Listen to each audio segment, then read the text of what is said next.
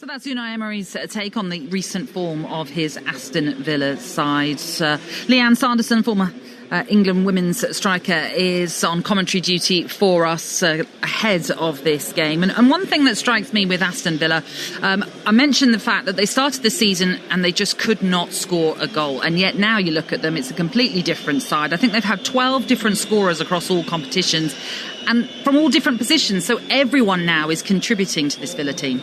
Yeah, and I think sometimes there has to be a little bit of balance. I mean, I know a lot of the fans were saying they're not going to the games this year because they wanted Champions League football, and I think people have to realise when Emery took over, I mean, Steven Gerrard, they were fighting relegation.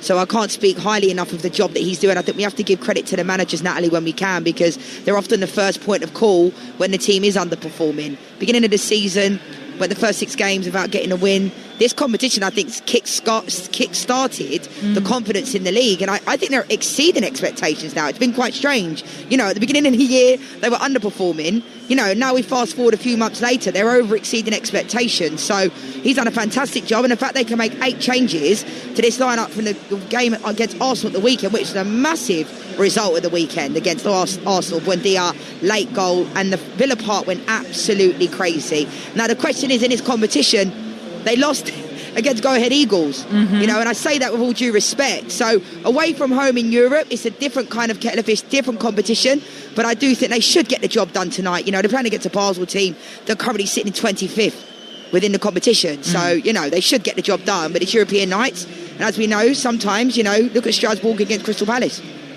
Absolutely, and there have been some shock results as we have seen throughout this competition and in the Conference League as well. I mean, one player who has perhaps come under a little bit of stick is Ollie Watkins, although it has now been revealed by Unai Emery that he's been struggling and battling with a knee injury, and he himself, the manager, says he probably needs a period of rest before he's able to play without any pain. He's only scored 3 goals in his 21 appearances this season, all in the Premier League, yet to score in Europe, but that's why Daniel Marlin, for example, has been brought into this team, because he's the top scorer for Aston Villa in this competition. Yeah, I mean, it's difficult because Ollie Watkins did look the shadow of himself. Look at the penalty miss against Bologna, but then he scores those 2 goals against Brighton last week. The first one, people can say it's a tapping, but for me, it's a goal's a goal. The second one was Ollie Watkins at his best. The preparation touch away from the 2 centre-backs. Still had a lot to do in that situation and finishes it like we know Ollie Watkins can. Now, I do believe if he goes on a good run, you know, and this is why I'm a bit apprehensive about he needs a break, because if he needed a break and he was carrying an injury, well, maybe that should have come at the beginning of the season, because he wasn't doing himself any justice, was he? No. Now, if he starts banging in goals, I've no doubt Thomas Tuchel would have no problem picking him, because that is the position at England. Who is Harry Kane's replacement? You know, that's a real possibility that Ollie Watkins would be that player if he was scoring goals. And that is the problem, like you say.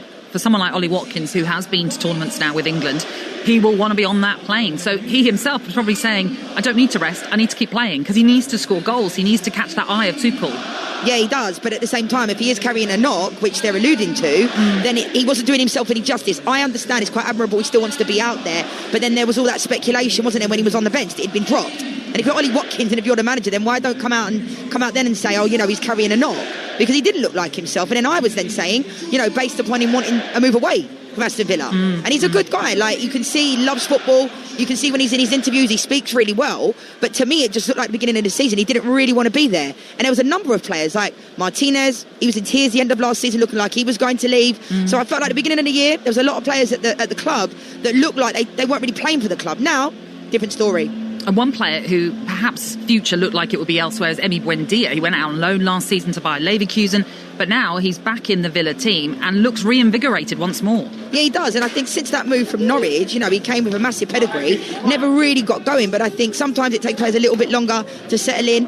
And sometimes when players do go out on loan, you just anticipate they're never going to come back and perform to those levels. It's not like he's a young player being sent out on loan. And I think he's been excellent for them this season. You know, he's occupying those space in the 10, getting that goal at the weekend. And that finish at the weekend, Natalie, he made it look easy. But look at the amount of melee and the bodies. He was able to kind of get that through. It was a fantastic finish. It certainly was, and as we know, that was the winner to beat Arsenal as well, and what a last gasp winner it turned out to be too. It's going to be a terrific night, no doubt, for Aston Villa, who are going get great guns in the Europa League. Are you surprised in some ways that, bear in mind, there are some issues within that squad when you talk about Ollie Watkins, for example, that they're coping so well with the balance of the Premier League and also the Europa League? I'm not surprised, because as I've alluded to many times, Emery knows how to get the job done in Europe. And the fact that they're in this position, Natalie, where they can rest players, they've got West Ham away at the weekend. That's a decent game, they'll expect them to win that game, but these are the games where they can rest players, and the quality players they've got coming in are top quality. And I think Onana getting another start as well is massive, because since his massive sign, he was over 50 mil, I'm pretty sure. He hasn't really played a lot. He's had a lot of injuries.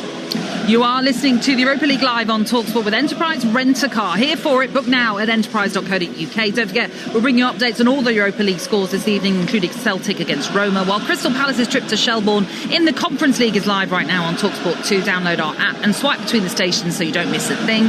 Right now here on Talksport, can Villa regain their place in the top 3 of the Europa League table then as they travel to Basel? This game is brought to you in partnership with TNT Sports, the home of European football. Let's hand you over to your match commentators for this one. Former England women's striker Leanne Sanderson is alongside your match commentator, Alex Crook. Thank you, Natalie. Very good evening, everybody. The great Roger Federer is in the house at St Jakob Park, and Aston Villa is certainly making a big racket right now.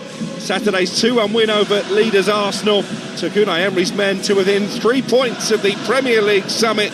They're also bookmakers' favourites to lift the Europa League after 4 wins from their opening 5 games. A 5th triumph in 6 tonight will pretty much make it game, set and match in terms of the top 8 finish that will put them straight through to the round of 16 without the need for a playoff early in the new year. So, Leanne Sanderson, are we expecting another ace performance? I think so.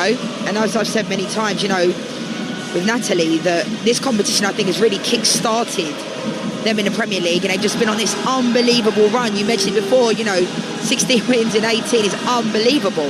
Like what results they're getting, squad depth. I think Emery's got a fantastic style of play, excellent. And this type of game though, Crookie, as we've seen in Europe away from home, no one expected them to lose to Go Ahead Eagles, no one expected Palace to lose at Strasbourg. So just because Basel are not, a top side historically though in Europe, they've been around for years. So I still think they're going to have to go out there and perform. And, players like Matty Cash, I think, have been exceptional this year.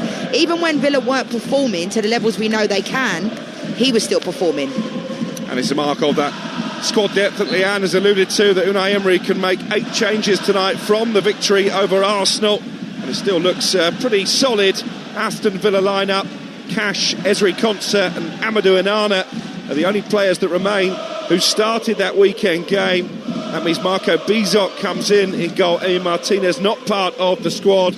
A back 4 of Cash, Konsa, Lindelof and Luca Digne, with Bogard and Onana holding in midfield.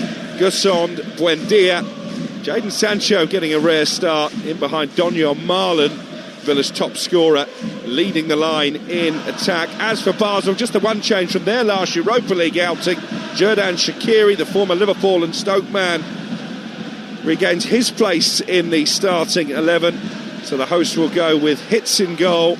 It's a back 4 of Sonomoto, Ajeti, Daniluk and Schmidt. Matinho, the Brazilian, is part of a midfield trio with Leroy and Barkan, Otele and Benny Traore, who had a brief unsuccessful stint at Sheffield United in the Premier League. Either side of that man, Shaqiri in attack.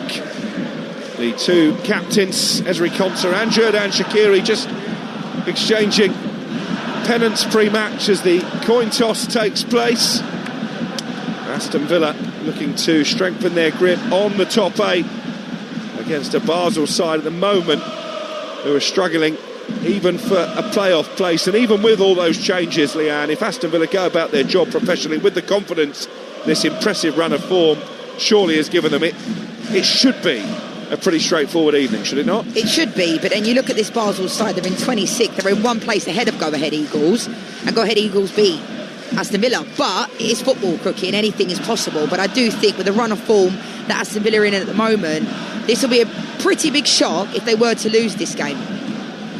Well, we are just about ready for kick-off. Don't forget you have a choice of listening tonight on the Talksport network. Over on Talksport 2 right now we've got Conference League action. Big game for Crystal Palace away from home in Dublin against Shelbourne.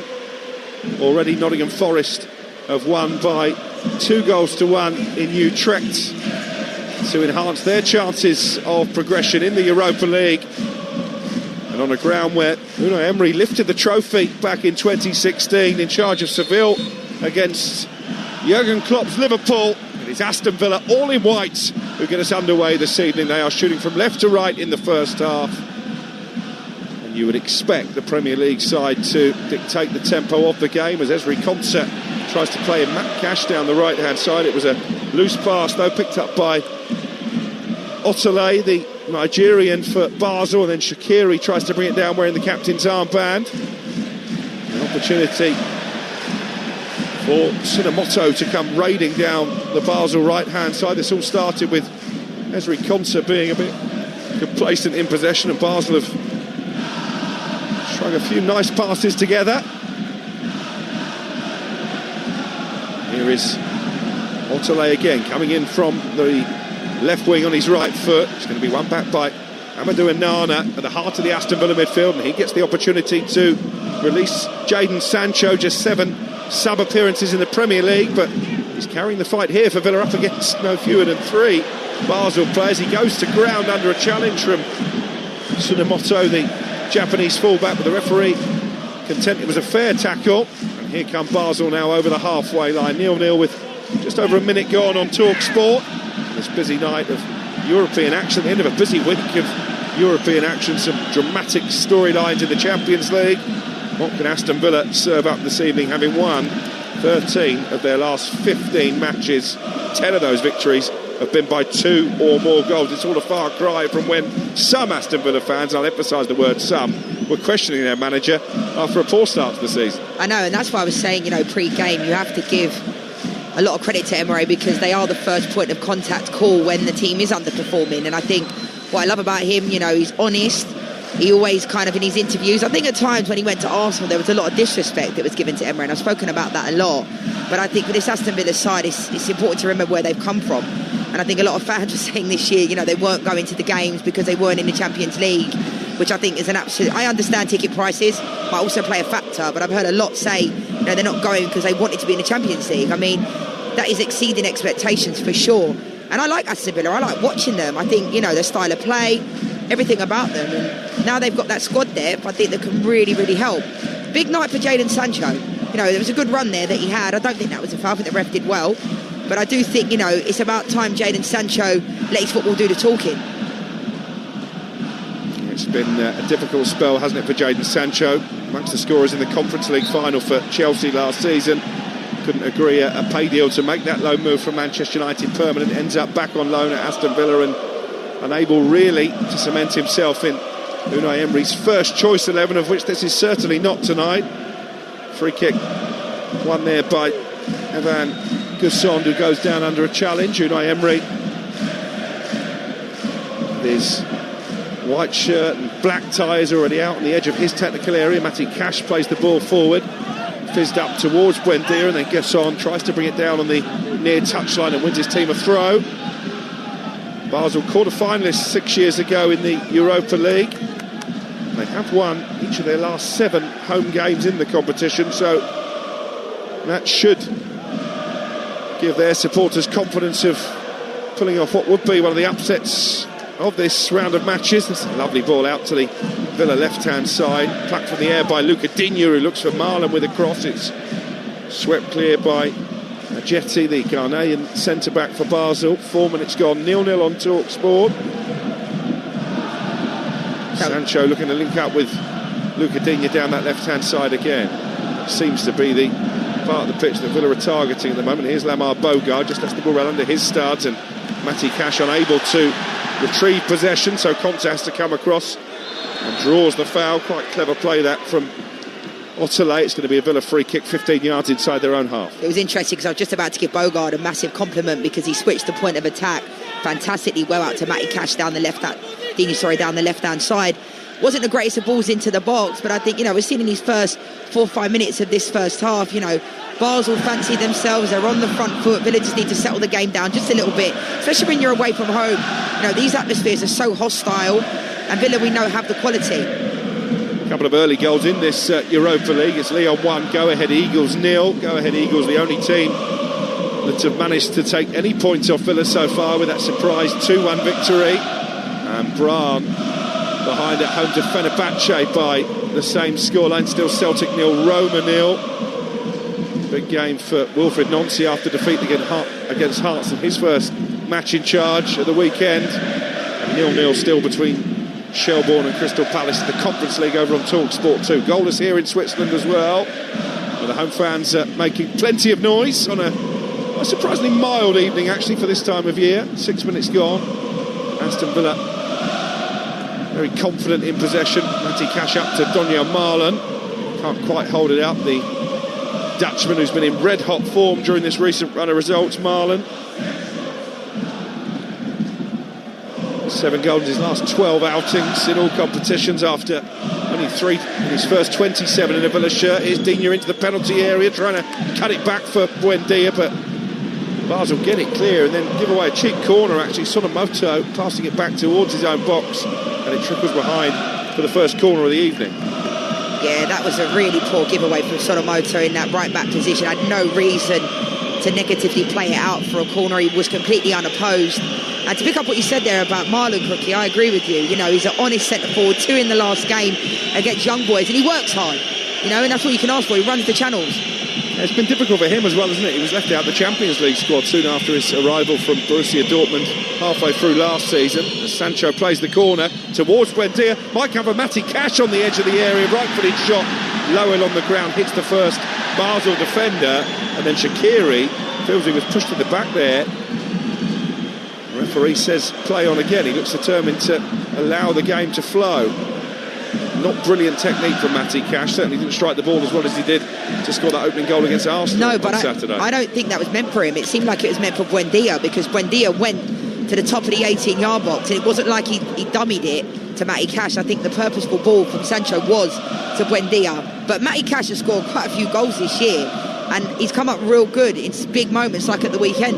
Here's Jadon Sancho running towards the penalty area away to our right. One back though by Moutinho, the Brazilian. Here is the diminutive Shaqiri, 2 times the Champions League winner. That's a lovely weighted pass out to Moutinho again on the right hand side. He crosses into the penalty area. It's going to be met on the volley, left footed. Excellent technique from Dominic Schmidt, the left back. And it was an awkward save down to his right by Marco Bizot. Good move that from Basel. It's Benny Traore with a deep cross, and that first time that needed saving down to his right. You know what, Schmidt does a really good job to keep this down, but didn't have any conviction. I mean, he looked like a fullback with all due respect in that situation, but it was a fantastic ball in from Traore from that right hand side. Lovely weight. Usually when a player gets the ball in that situation, especially a fullback, you know, it's hard to keep it down. He does a relatively good job, doesn't really trouble Bizot in that moment. Just a little warning sign, isn't it, for Aston Villa, having taken possession early on, that the home side do pose a threat on the counter. It was a wonderful ball from Xherdan Shaqiri to start the move, and I guess we shouldn't be surprised by that. Oh, I love Shaqiri. I mean, I followed his career all the way back when he was at Stoke, went over to American MLS with Chicago Fire, Lyon, Liverpool, and I think he's one of those players, you know, right now he's their top goal scorer with 6 goals, 8 assists in the Swiss League for them, and he's one of those players, you know, he obviously wanted to go home and play, but he's still got a lot to offer, Crookie. I've loved watching him for years. There has been a goal at Celtic. We'll get details of that very shortly. Celtic against Roma in this competition this evening. Here at Basel, it's 0-0 between Basel and Aston Villa. Villa looking for the victory that would go a long way to securing a top 8 finish and therefore skipping that playoff round. Here's Shaqiri down by the left corner, flag for Basel.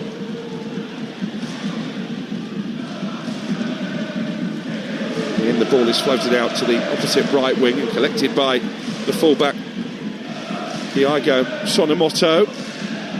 Now Traore going to turn away from Anana. Good play again by Basel. Can they get a shot away here from the edge of the penalty area? It's a tame effort in the end from Loire. Comfortable for Bizot. And let's get news of that goal in the Celtic game. Here's Talksport's David Tanner. Celtic 0, Roma 1, and just like at the weekend, Celtic concede from a corner kick. Matthias Sully threw a ball in. Gianluca Mancini celebrated, but it looks as though the ball's gone in off Celtic's Liam Scales. Celtic 0, Roma 1. Yeah, it has gone down officially as an own goal as Go Ahead Eagles equalise against Lyon. 1-1 there. We're still awaiting the first goal in Basel.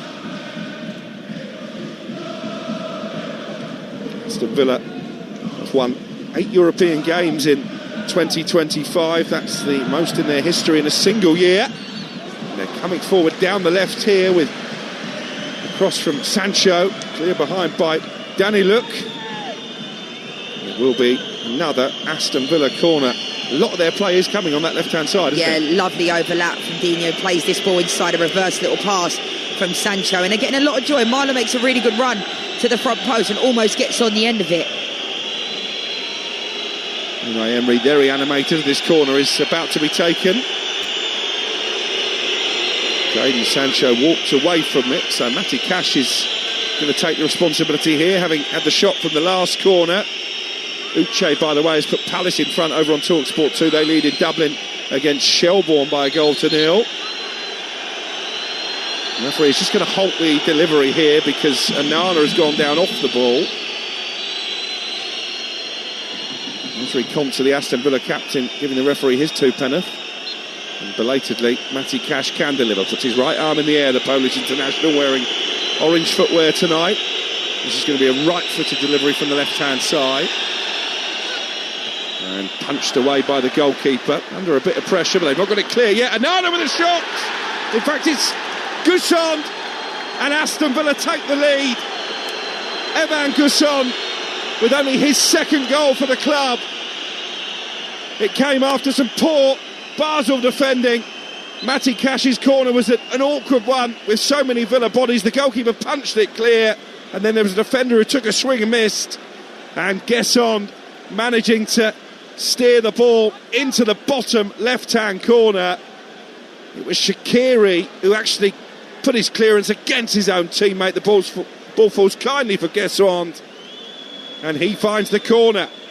Basel 0, Aston Villa 1. I tell you what, Cricky, that is some finish from Gusson because he was off balance. He has to swivel his hips, turn on it. Really poor from Shaqiri, a player that I've been very complimentary of. I really like him. He's quite erratic in the 18-yard box. Kicks it against his own player.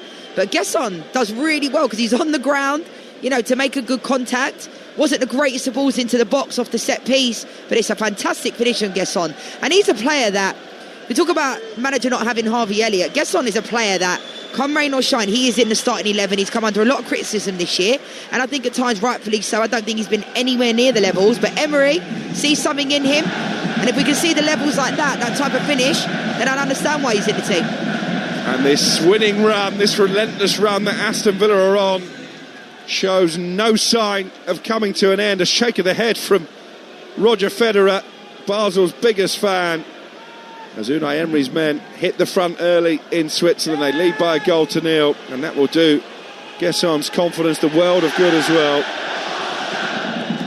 And now this game might just play the way that Aston Villa want it to. Basel, the onus will be on them to attack, and that might leave pockets of space in behind for an even bigger victory. Yeah, definitely. I mean, this is a team, like I've said, in 26th in the Europa League, but that means nothing coming into these types of games, as we know the new format, the playoff places. But I think, you look at this Aston Villa side, they're different this year, Crookie. They're different. The first 6 games of the season, they wasn't great. I know a lot of people were panicking, but I think Emery's done a really good job and made 8 changes tonight, and they're looking all right. Yeah, Gusson actually was an injury doubt coming into the game. It wasn't guaranteed that he would be available, but he passed that fitness test, and so far he's passing the test on the pitch with flying colours as well. Scored in that 2-1 victory, 2-1 defeat against Go Ahead Eagles. So Villa fans will be hoping that isn't some kind of negative omen. But Aston Villa lead in Basel. Crystal Palace ahead over on Talksport 2 against Shelbourne in the Conference League, and already tonight Forest have beaten Utrecht by 2-1. You heard that game live on Talksport 2, so it's looking like a pretty good night for the Premier League teams in Europe. The end of a week in which we brought you Newcastle's incident-packed draw in Leverkusen, Arsenal's comfortable Champions League win away from home against Club Brugge. We were with Tottenham on Talksport 2 on Tuesday as they picked up a much-needed victory against Slavia Prague, easing the pressure that was beginning to mount on Thomas Frank. And we were with Liverpool as they beat Inter Milan in the San Siro. The big game's coming thick and fast. We'll be at the Emirates on Saturday night, live on Talksport. Arsenal against Wolves. It's an 8 o'clock kickoff. You won't find that on any other national radio station. And, well, good luck to Wolves after what we witnessed against Manchester United on Monday. My goodness me. Here's Buendia. Finds Sancho on the edge of the penalty area. Digne on the overlap. Gets it onto his right foot. Shots blocked. Half-hearted appeal by Digne for handball before Basel get the ball away. They look in control here, don't they? Aston Villa, having got that early goal from Guessond. Digne there just didn't really have much conviction. You know, he cuts in on his right foot.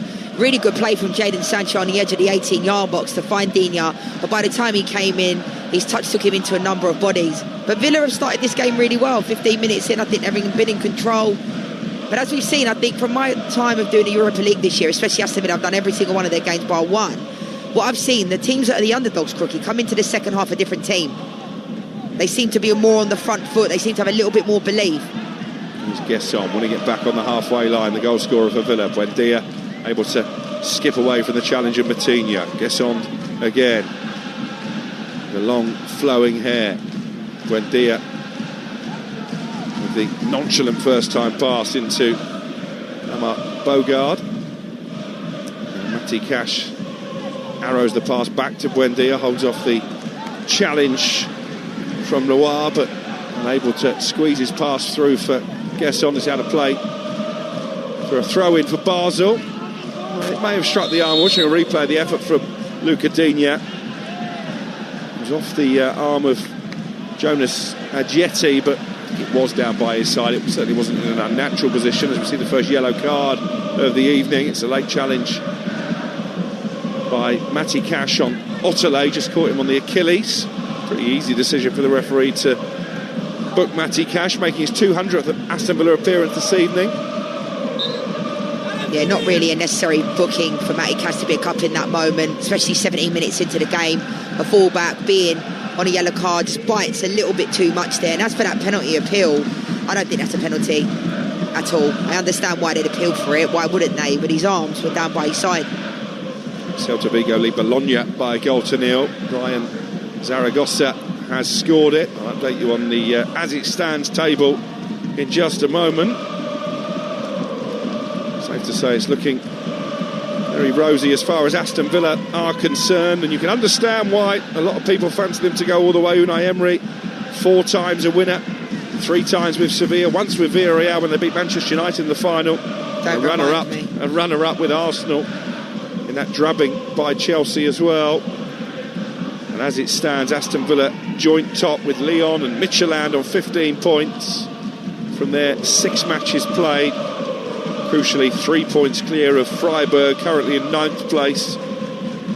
So 1 more point from the final 2 remaining matches that Villa have to navigate would secure that place in the top 8. You won't have to worry about it until January, when they play Fenerbahce away from home and then Salzburg at home. It doesn't look particularly daunting, those final 2 games.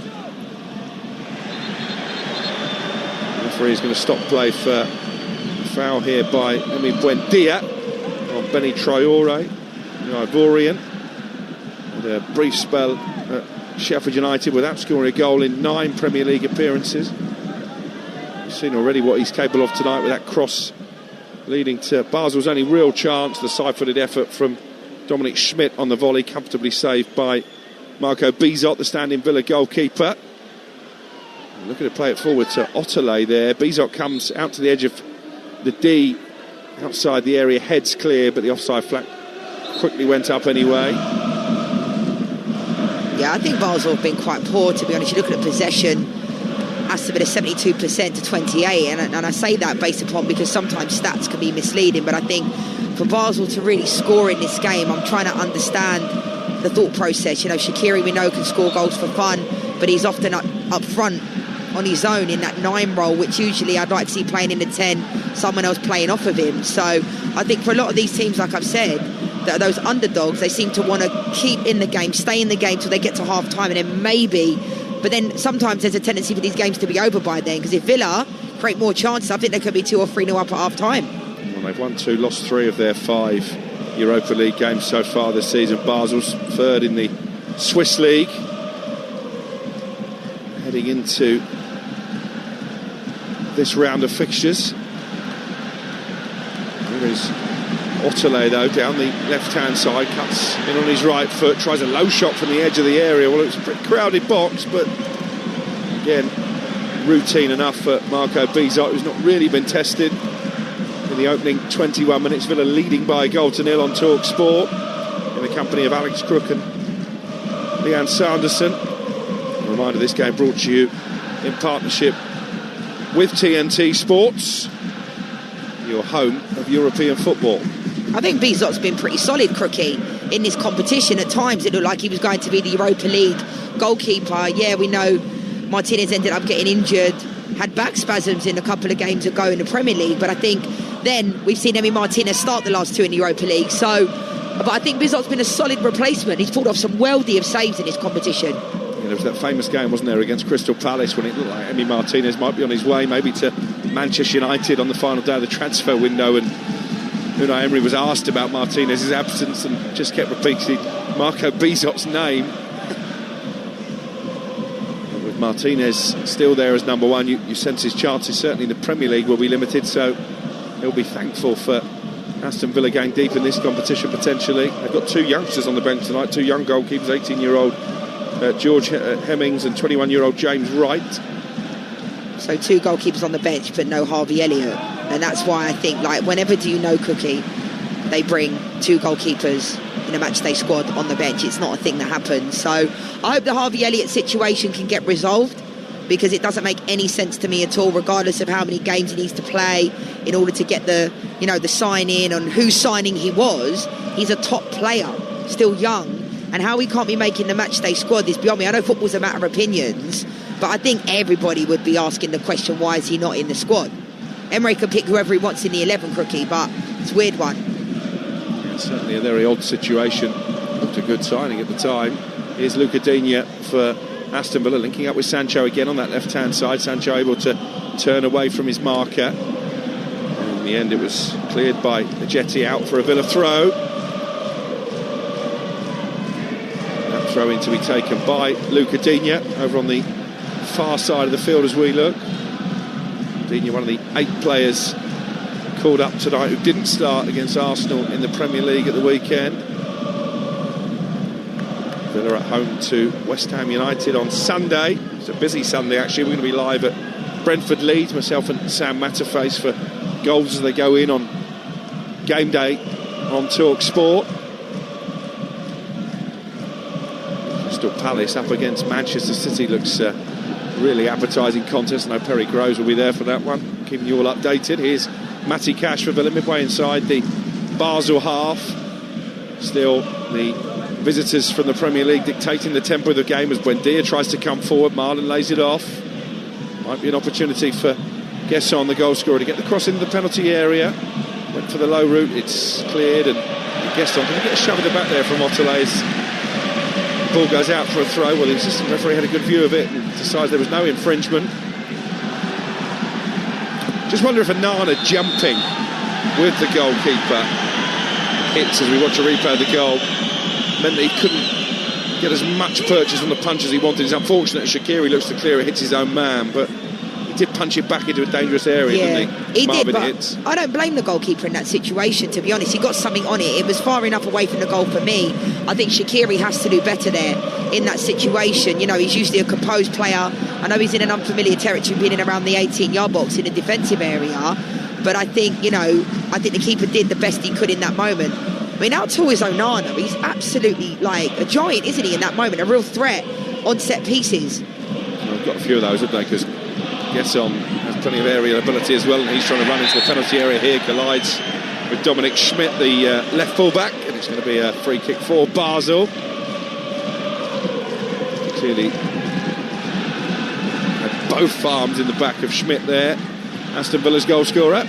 Yeah, I understand why that was given. I first saw it looked quite soft to me, but Gesson just goes into the back of him, a foul all day long. 2-0 to Crystal Palace over on Talksport 2. Eddie Nketiah has doubled their lead in the Conference League against Shelbourne. That would guarantee at least a playoff place, and we've got live commentary of their game against Koops of Finland in their final Conference League group game next Thursday at Selhurst Park. I'll be alongside Darren Ambrose for that one. It'll be fascinating to see what type of team Oliver Glasner sends out, bearing in mind they've got Arsenal in the League Cup quarter-final just a few days later, and a Premier League game in between. Actually, I was with Oliver Glasner at Fulham at the weekend, and he was listing their run of games. It went on and on and on. He said that's before we even get to New Year's Day. That's the price of success, I guess. Jadon Sancho unable to bring the ball under control deep inside the Basel half. 1-0 Villa lead on Talksport with 26 minutes played. They've won it back. Buendia, a little Rabona through ball to Marlon. Buendia almost gets it back from his teammate, and in the end the ball goes out towards the corner flag, but kept in by Jadon Sancho. It was a lovely piece of trickery, wasn't it, from Buendia to set his teammate away. I mean, that was like a reverse for Rabona. It was unbelievable. Like, we saw Shoki do it last week, and it was fantastic skill. I love Buendia in those moments. You can see he's got his confidence for Aston Villa this season. It was a lovely back heel. Well, it is the first night of the PDC World Darts Championship for Ali Pali. Ian Danta is there for us. Danta, I take it, is better than what you watched yesterday with the Talksport Championship.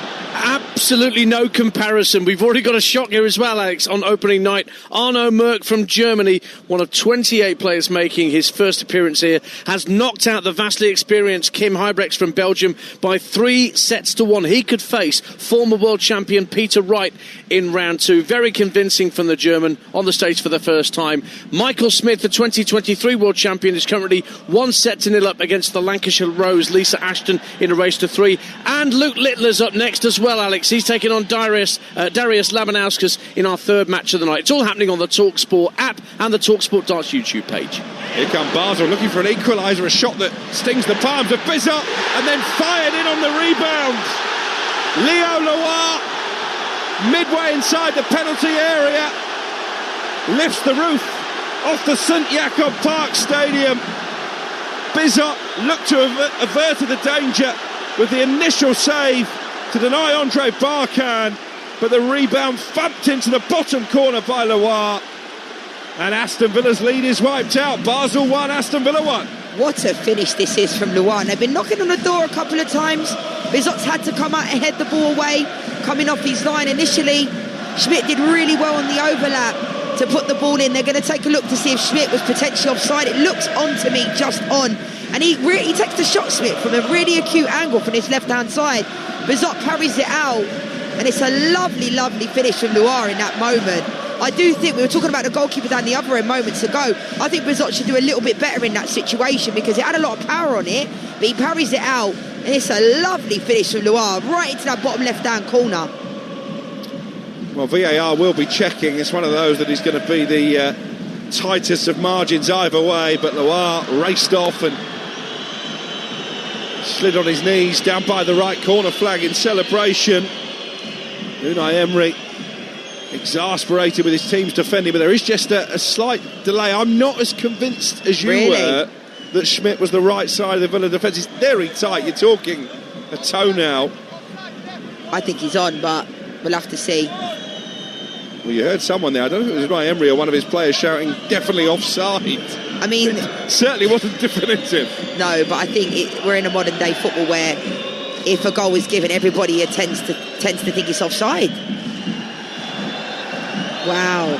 There you go.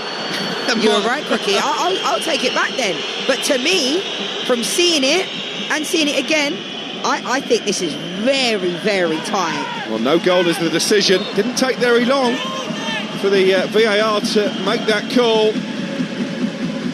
Amadou Onana reacting by just trying to whip up his teammates. The Basel bench can't believe it. My initial gut reaction was that Schmidt was just the wrong side of the Aston Villa back four. Roger Federer, who had a few dubious umpire calls during his glittering tennis career, is shaking his head in the executive boxes, but Aston Villa's lead stands 1-0 up here.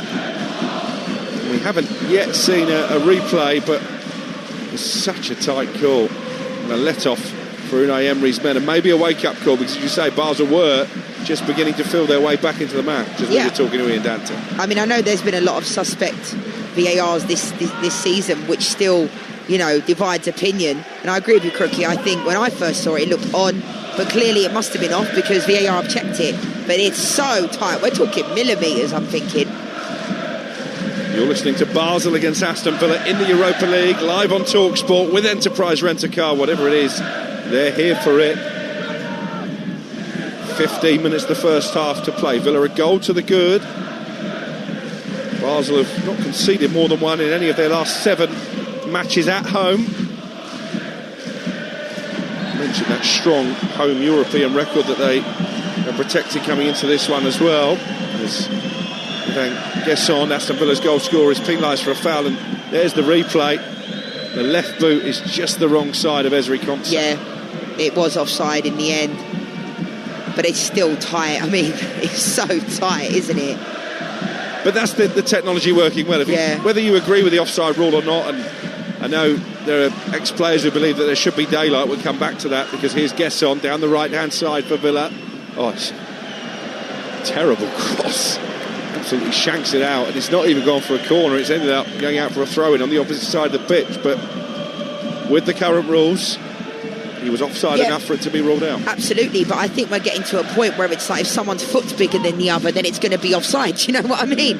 If someone's got, it sounds ridiculous to think that, but I don't know. It divides opinions, but at the end of the day, the rules are the rules, and he was offside.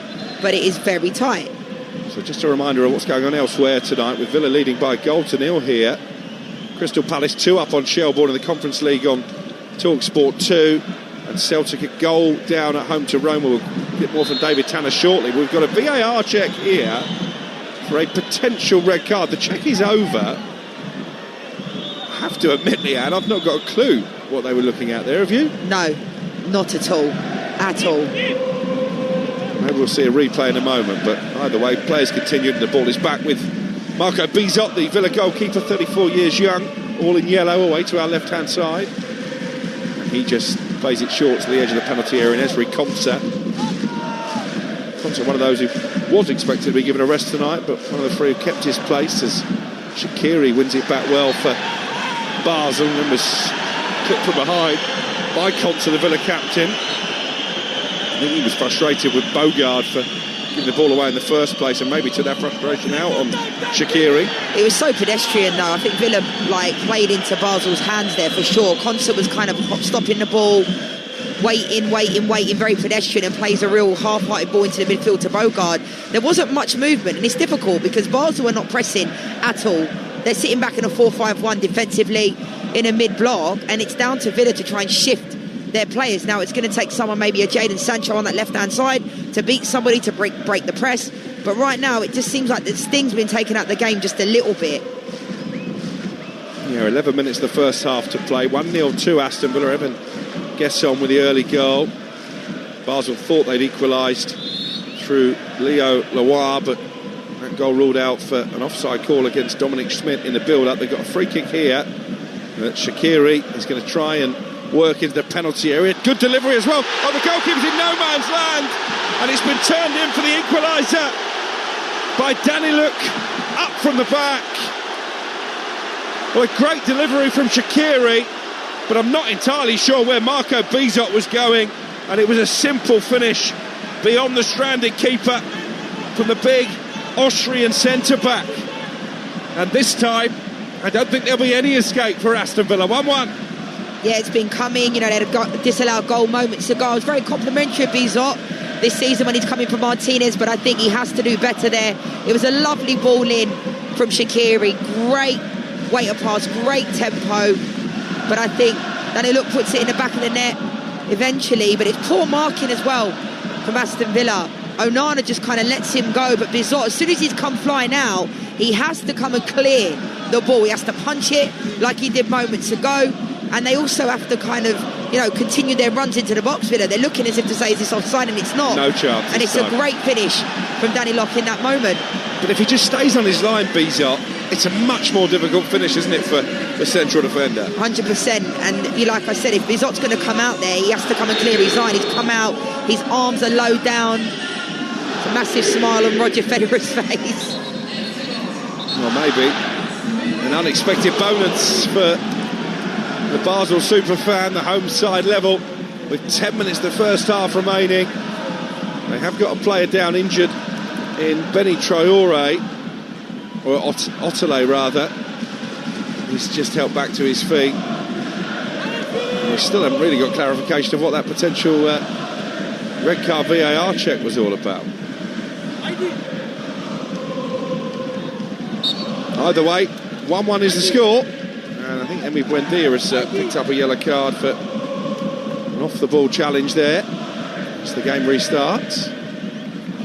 There's been another goal at Celtic. Here's David Tanner. And it's Celtic 0, Roma 2, and it's the Irishman playing for Roma, Evan Ferguson, who scores the goal from inside the 6-yard box. Roma dominating, it's Celtic 0, AS Roma 2. Ferguson hasn't scored too many goals since making that loan move to the Italian capital, but he's on the score sheet tonight. Looks like it's going to be 2 defeats from 2 for Wilfred Nancy as the new Celtic manager. Rangers beaten earlier tonight as well, so again not a good night in Europe for the Scottish clubs. Not a brilliant one for Villa so far. They took the early lead through Gesson, but invited Basel back into the game. Survived one potential equaliser because of a VAR review that ruled it out. But Leo Loire with the equaliser has got Basel back on level terms, and that impressive run of wins that Villa are on may well be coming to an end, but still plenty of time to go here on Talksport. I think they're playing into Basel's hands right now, Crookie, based upon the fact that they're moving the ball so slowly in the back line with Lindelof and Konsa. And in the midfield rotation, nobody's making runs into centrally apart from Buendia, and he's coming in off this left-hand side and he's going into that space centrally. But other than that, it's been quite slow, quite pedestrian. Up until they scored Basel, there was a moment where had a couple of chances, but I think Villa just need to move the ball a little bit quicker. Yeah, it's been quite a laboured approach from Emery's men right from the off, really. Here's Anana, who has been cajoling his teammates throughout the course of the opening 38 minutes. Digne with a cross into the area, headed away by Ajeti. Now Bogard collects possession midway inside the Basel half. 1-1 the score as Palace go 3-0 up over on Talksport 2 against Shelbourne. Jeremy Pino with the latest Palace goal. Lovely little reverse pass from Marlon into Sancho. Marlon gets it back inside the penalty area. Stepping across was the Basel goal scorer Danny Look, and he will clear it away. Lovely play from Aston Villa. They're getting a lot of joy down this left-hand side. Jadon Sancho and Marlon, nice little combination play, little give and go. I loved Marlon's outside of the foot pass, and to be fair to Danny Look, he does well to come across, because I think Marlon takes that touch inside, which allows Danny Look to come across and clear it out. You're listening to Basel against Aston Villa in the Europa League, live on Talksport with Enterprise Rent-A-Car. Here for it. Book now at enterprise.co.uk. Here's Otele for Basel. Over the halfway line he goes. Away from Bogard, and maybe looking to switch the play. In fact, he's just kept possession. He's barged Gesson off the ball like he wasn't there as well. Shaqiri's pass is blocked, but still the cross comes into the penalty area, and that was an important header away by Lindelof. Managed to angle the ball out to the left-hand side. The Basel players queuing up at the far post, and it's now back with Luca Digne on the edge of the area. It stays 1-1. Otele did really well there to come inside. He made that run. To be fair to Traore, by the time the ball came into the box, it looked like he was trying an overhead kick. A bit overzealous in that moment, but you can see Basel have got a little bit of confidence, and Aston Villa keep giving away the ball. Bogard has given away the ball there far too easily. And that's not the first time he's done that either. Lamar Bogard, another one of those players who's not had too many minutes in the Premier League this season and maybe is looking a little bit rusty. Yeah, definitely, all day long. And I think, their midfield rotation, Buendia's done well. He's stepping up into the front too when they're pressing, but I think the midfield, they just look like they're a little bit sluggish at times and not really moving defensively. Gesson's doing a really good job at kind of helping out defensively in the back line area, being pinned back. But I'd like to see Villa to be on the front foot just a little bit more. Here come Basel again. Suddenly it's the Swiss side who are asking most of the questions in terms of adding to the scoreline. 1-1 as it stands, and as it stands that'll leave Villa in 6th place in the table. Not complete disaster, a couple of points behind Lyon, who lead the way, and still a point ahead of the likes of Celta Vigo and Freiburg and Roma, just outside the top 8. Forest on 11 points, having beaten Utrecht live on Talksport 2 earlier tonight, and Basel up into the top 24 as it stands, and of course that would mean a potential playoff place. Celtic, who are in 25th place at the moment, and that's the first of the elimination spots. Still 2 rounds of fixtures to go. Still plenty of time here, 5 minutes of the first half remaining.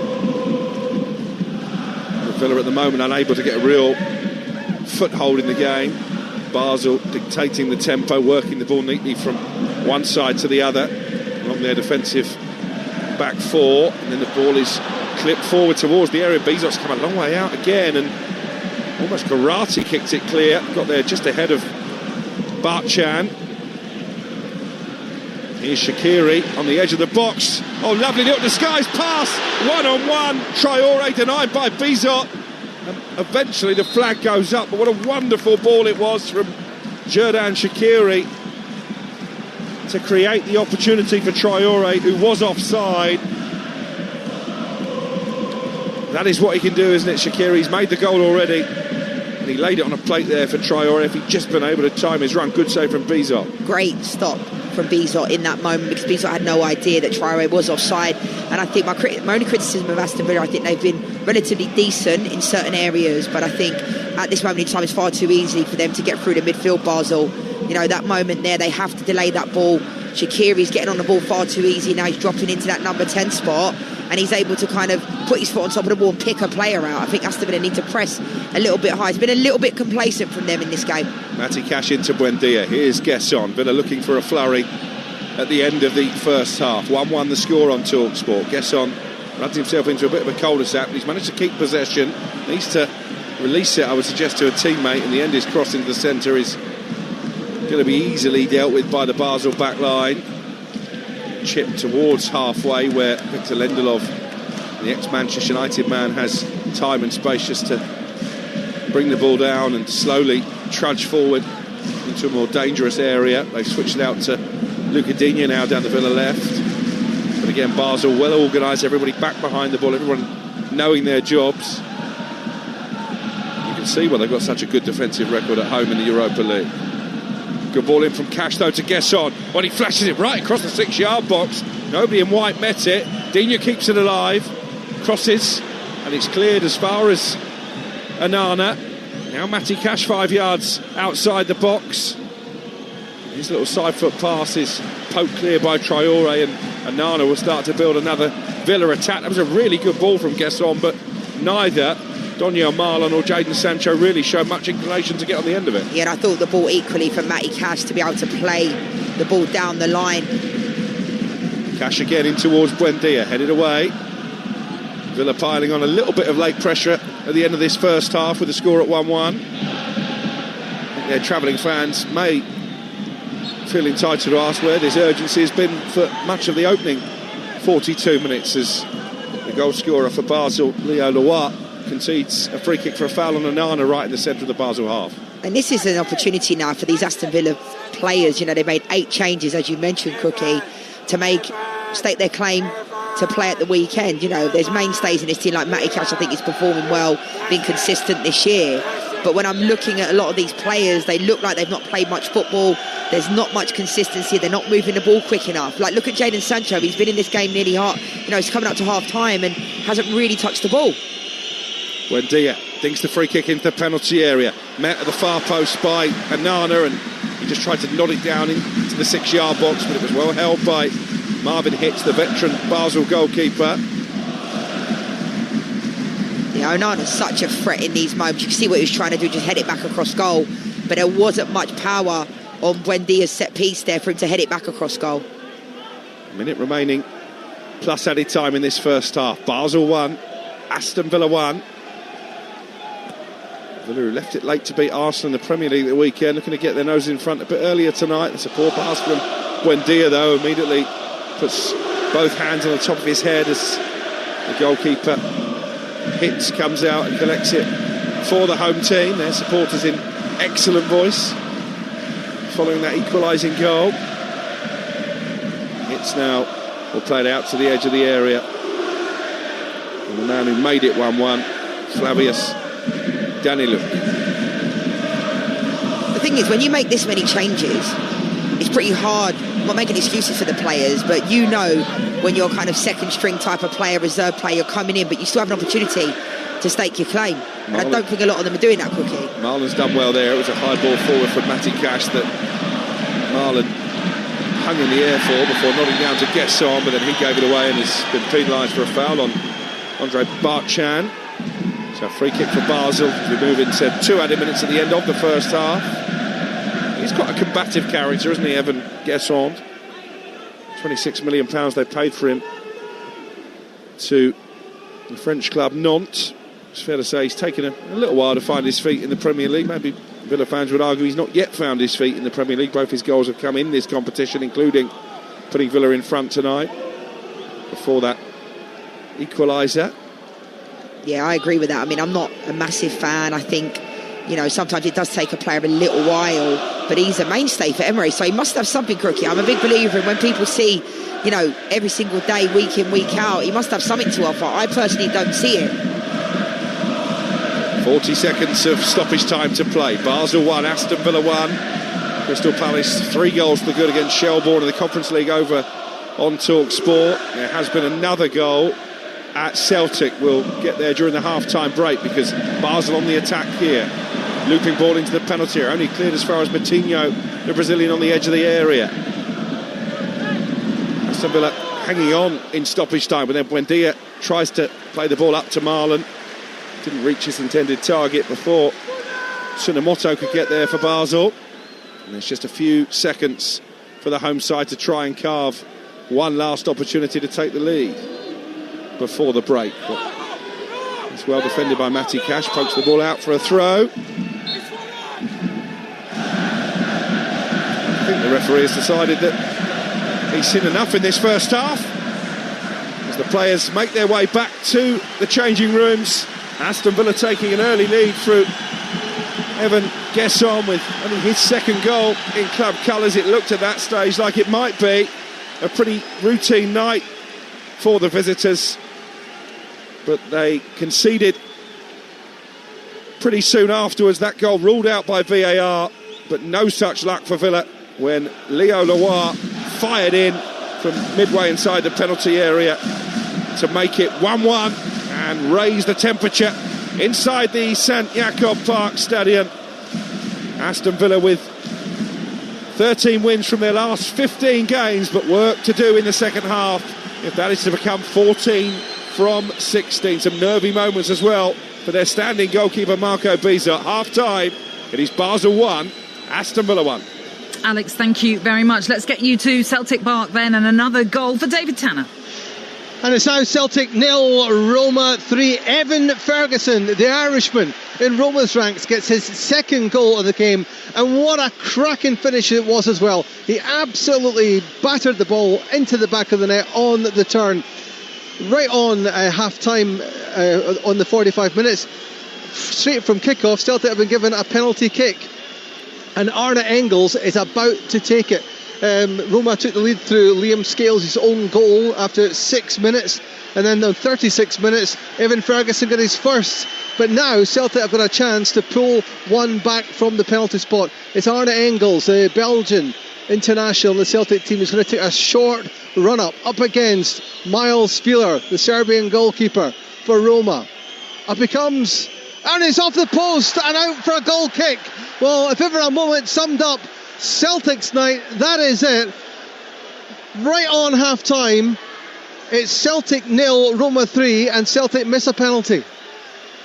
Oh, David, thank you very much. Yeah, so disappointment towards the end of that first half for Celtic in missing that penalty, but my goodness, it's been a torrid first half for the home side as well, as they trail 3-0.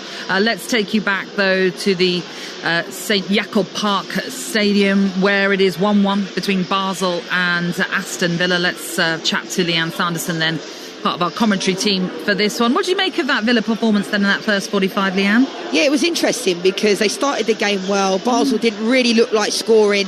Gesson gets that goal after 12 minutes. You're thinking it will become a formality that Aston Villa will go on. I said they could have been 2 or 3 up at half time. Then Danny Locke gets that goal, and I think they've been knocking on the door, but I think for Aston Villa they made 8 changes, right? And we're not making excuses for them, but there's a lot of players out there that look like they haven't played in a while. You look at Bogard, Onana, only getting his second start in recent weeks. Sancho, I mean, I've said it many times, but I think, at some point Sancho's got to come into form, because it will go to a point where it's like he'll move from club to club, and I think sometimes you have to look from within. As a player, he's been completely ineffective, but I think Matty Cash has been excellent for Villa tonight. I think he's been excellent this season. It'll be interesting to see if Emery does make some substitutions at half-time or in and around the 60th minute, because as we know, Ollie Watkins on the bench, Morgan Rogers on the bench. There's a lot of quality to bring in. So I'm not a panic station for Aston Villa, but I think, it's been quite a slow tempo game. It's interesting, isn't it? Because obviously before kick-off we were talking about the fact that Emery could make these changes, and we felt that perhaps it wouldn't hinder Aston Villa. But the issue you have, of course, when you do make so many changes, like you say, some haven't played that regularly, some aren't getting the week in, week out game time as well. That means it's difficult perhaps for some of them to be at that sort of top level match fitness, and there's also that momentum issue as well, and that's something that Emery had to weigh up going into this one, because to come off the back of that Arsenal victory, which was so brilliant, so fantastic for everyone involved from a Villa perspective, it could hamper you that he's made as many changes as he had, even though at the time beforehand, as we were saying, we thought they had that strength and depth to cope. Yeah, and I think ultimately there will be nights which will have off nights, and I think Aston Villa do have that strength in depth, but it looks like, as a player, it can go 2 ways. You come into a team when you know you're second string, or you know you're in the reserves, and you can make the most of your opportunity, or you can put too much pressure on yourself and think, I need to perform to these levels, so I'm playing at the weekend. There's some players like Matty Cash, mainstay within the team. I think Onana will be that player as well now that he's back from injury. But you're looking at it and you're thinking John McGinn will come back in. Tielemans coming back from injury will be a mainstay player that will be in the 11 9 times out of 10. So, you can't make excuses. I still expect Villa to win this game, but it's certainly not been as comfortable as we thought. But as we mentioned, they did lose their last Europa League away match, and they've only won 1 of their last 6 UEFA Cup / Europa League away fixtures as well. Tell me, Leanne, what was Marco Bizot thinking when he came out for that free kick from Xherdan Shaqiri? It was like no man's land. He didn't have. It was sort of half-hearted. He didn't know to come out. It felt like he just was all over the place. Yeah, it was strange, because I've been very complimentary of Bizot, because as we've seen in Europa League, he's been the goalkeeper that's come in there. The last 2 Emi Martinez has been in, but I think he's looked pretty solid. He had a fantastic shot stop within this game. It was offside from Traore in the end, but I do think Bizot he was at fault for that goal for sure all day long. And he's had a couple, Natalie, where he should have kind of convincingly punched it, or he's coming off the line and he's coming too late. So I think, maybe some communication at half-time with Emery, because he needs to either come or he needs to stay. I was just going to say very quickly, when you make a mistake like that, wherever you are on the pitch, does that play on your mind still, or can you forget it when you're coming out for a second half? I don't think it was actually as bad as we think. As a goalkeeper, we've seen some calamities, haven't we? But I wouldn't put it down to a calamity. I think it was poor decision making from Bizot, but I don't think it's one of those ones where he's had a howler. So hopefully he can overcome that. But as a goalkeeper, when you make a mistake, 9 times out of 10 it goes in the back of the net. Yeah, it certainly does. All right, Leanne, we'll let you have a little bit of a break in this half-time. And just to quickly run you through what's happening on Talksport 2, it's all looking good for Crystal Palace. They're 3-0 up at Shelbourne in the Conference League. You are tuning in to the Europa League live on Talksport with Enterprise Rent-A-Car. Whatever it is, they're here for it. Coming up next, we'll bring you all the details from Forest's trip to Utrecht in the Europa League earlier. Kick off on Talksport with Ladbrokes. 18+ gambleaware.org. Did you know you can withdraw and deposit cash just around the corner at your local post office? We kid you not. We've partnered with all major UK banks to give you direct access to your bank account. And small business owners, take note. You can deposit your daily takings directly into your business account. With thousands of branches open late and on weekends, withdraw and deposit cash at post office. Visit your local branch today. Some banks may charge for selected services. Please speak to your bank for details. Kick-off on Talksport with Ladbrokes. 18plusgambleaware.org. Quaker is an official sponsor of Team GB, and rightly so. After all, the rowing team's motto is Oats Move Boats. But why stop there? Team GB, if you're listening, try these on for size. Quaker sachets move bobsleighs.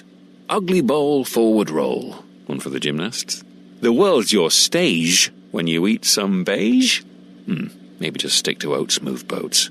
Quaker. Deliciously real, deliciously ugly. Sponsor of Team GB. Join Midnight Casino and discover a whole new world! With hot slots, jackpots, live casino roulette, and blackjack at the ready. Come and play your way. Get 100 free spins when you spend £20 on eligible games. Search Midnight Casino or download the Midnight app today. Midnight. Casino done better. You decide. New customers only. Restrictions and T&Cs apply. 18 plus. BeGambleAware.org. Service B, our most comprehensive service, is now available to Sprinter 906 owners for a fixed price of £263 plus 20% VAT at a time that suits you. Enjoy peace of mind with predictable costs and the knowledge that your van is in the hands of Mercedes-Benz trained technicians using only genuine parts. Visit our website or contact your local Mercedes-Benz dealer to check if your van is eligible. T's and C's apply. Only valid for Sprinter 906, end of production 2018. Excludes petrol and V6 diesel engines. Covers labour and parts only, carried out by the 31st of December. Welcome back to the Coral Fan Derby. They're all here. First up, the badge-in blokes. Arms down, badges rested. Well deserved. Football fashionistas next, putting that vintage away shirt back in the wardrobe. Last out, the armchair experts, remote in hand, ready to sit this one out. They've all called a timeout with Coral's play break tool. Oh, what a decision! From play breaks to deposit limits and more. We're here for safer gambling. Coral, we're here for it. 18plusgambleaware.org. Get unbeatable coverage of the business side of the beautiful game with Simon Jordan and Tesco Mobile for Business on Talksport. From Southampton to the North Stand, West Ham to Easter Road. Join the most well-connected man in football for an exclusive look inside the boardroom. This is a long way from a done deal. Simon Jordan's business briefing on Talksport with Tesco Mobile for Business. Small business or side hustle? Get business phone bills for up to 40% less than the big mobile networks. For terms and verification, visit tescomobile.com/business. Europa League live on Talksport with Enterprise Rent-A-Car. Whatever it is, we're here for it. The football animal is alive. Kick-off live on Talksport. You're listening to Kick-Off on Talksport, and it is Basel 1, Aston Villa 1 in our Europa League commentary game. Second half to come shortly, but it's also time for us to bring you an update on what's happening at the PDC World Darts Championship. PDC World Darts Championship update on Talksport with Village Hotels. Hit the bullseye this Christmas with a darty party at Village. Enjoy flights of festive fun with our interactive darts lanes. Available at locations across the UK. And Mark Wilson is there for us. Mark, what's happening? Yeah, Michael Smith, the former champion, is safely through the round two. He's just beaten Lisa Ashton, the Women's World Match Play champion, by 3-0. Ashton actually won 2 of the opening 3 legs and missed the bullseye to take out the opening set. But Smith checked in with finishes of 88 and 36 to snatch that opening set. He then won the second set by 3-0. Despite missing 6 match darts in the third leg of the third set, he went on to win by 3-0. He's safely through to round 2. Coming up next, it is the world champion, defending champion Luke Littler, the world number 1. He'll take on Darius Labanauskas. That's live on the Talksport app and on the Talksport Darts YouTube channel. Thanks, Mark. We look forward to seeing how Luke Littler will fare. Right now, let's bring you a half-time odds with Ladbrokes. Odds update on Talksport with Ladbrokes. Get a free bet every week of the season and a big boost every day. That's Ladisfaction. Minimum £5 bet. Conditions apply. 18plusgambleaware.org. So it is Basel 1, Villa 1, and Ladbrokes have it that Villa are still the favourites to win this one. You can get them now at a best price of 6-5. But if you think the Swiss side can turn it around, then they are offering a 16-5 shot with the draw, a price of 13-8. That was the latest odds with Ladbrokes. 18 and over, BeGambleAware.org. Odds update on Talksport with Ladbrokes. Get a free bet every week of the season and a big boost every day. That's Ladisfaction. Minimum £5 bet. Conditions apply. 18plusgambleaware.org. So it is a night dominated by continental football action once more, and earlier in the Europa League it finished Utrecht 1, Nottingham Forest 2. The game was live on Talksport 2 with Scott Minto and Adam Bridge.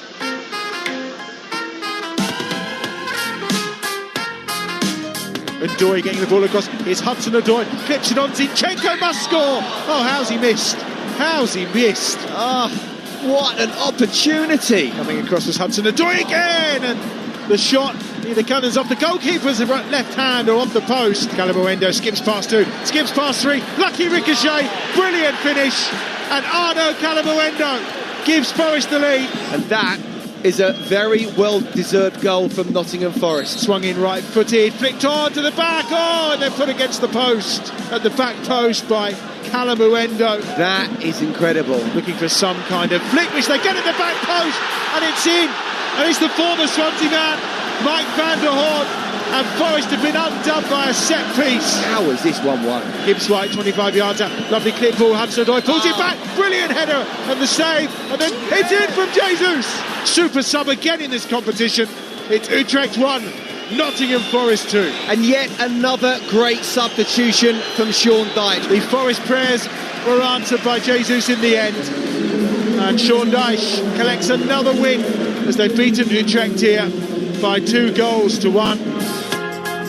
Yeah, Forest unbeaten in the last 4 now in the Europa League, and at the time it was a win that took them up to 8th, the all-important top 8, but as results flying in this evening, they've dropped down to 12th. They're just 2 points, though, off the top 8 with 2 more games to come. You can have your say on that game and all of the results tonight, of course, as you always can on the Sports Bar with Jason Cundy and Jermaine Pennant tonight. That's from 10 on TalkSport. Get your calls into them right now. 03717 223344. And don't forget the second half of Shelbourne against Crystal Palace is live for you over on TalkSport 2, where Palace are leading 3-0.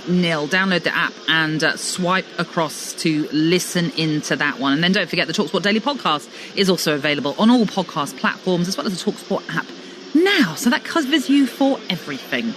Right, let's take you back to what we've been bringing you here live on TalkSport, the Europa League encounter between Basel and Aston Villa, where it's 1-1 between the two sides. Leanne Sanderson is part of our commentary team for this one. And of the two managers, Leanne, do you think Unai Emery will be wondering, how did that first half get away from us? Yeah, definitely. But I've said it, in Europe, when the underdogs go into the second half, they want to just try and stay in the game. And we've seen it in this competition this year in the Europa League, where we expect teams to beat teams convincingly. And I think the underdog team, the objective is to stay in the game as long as they can. Now, I expect Emery to make substitutions that can make a difference and make an impact within this game. Well, the players are making their way out now, so let's hand you back to your team and see whether or not there are any potential changes made by Unai Emery. Your commentary team are Leanne Sanderson and Alex Crook. Thank you, Natalie. One change at a half-time. Yuri Tillemans is coming on for Aston Villa. Now, I would have expected that to be for Lamar Bogard, who, as we were talking about quite a lot in the first half, was guilty of giving the ball away cheaply. But actually, Matty Cash, having been yellow-carded, is the player who is making way. So I'd imagine, Leanne, that Bogard is going to go in at right back now, and Tillemans will join Onana at the heart of Aston Villa's midfield. Yeah, Matty Cash probably been Villa's best player as well. You mentioned about the yellow card, potentially resting players as well. And I think we'll see in the first 15-20 minutes or so the approach from Emery. Is he trying to win this game? Is he okay with it being a draw? Is the focus on the Premier League? Because as we know, they're on a great run of form. That is the only alteration as we get back underway in Switzerland. Aston Villa all in white, shooting from right to left in this second half.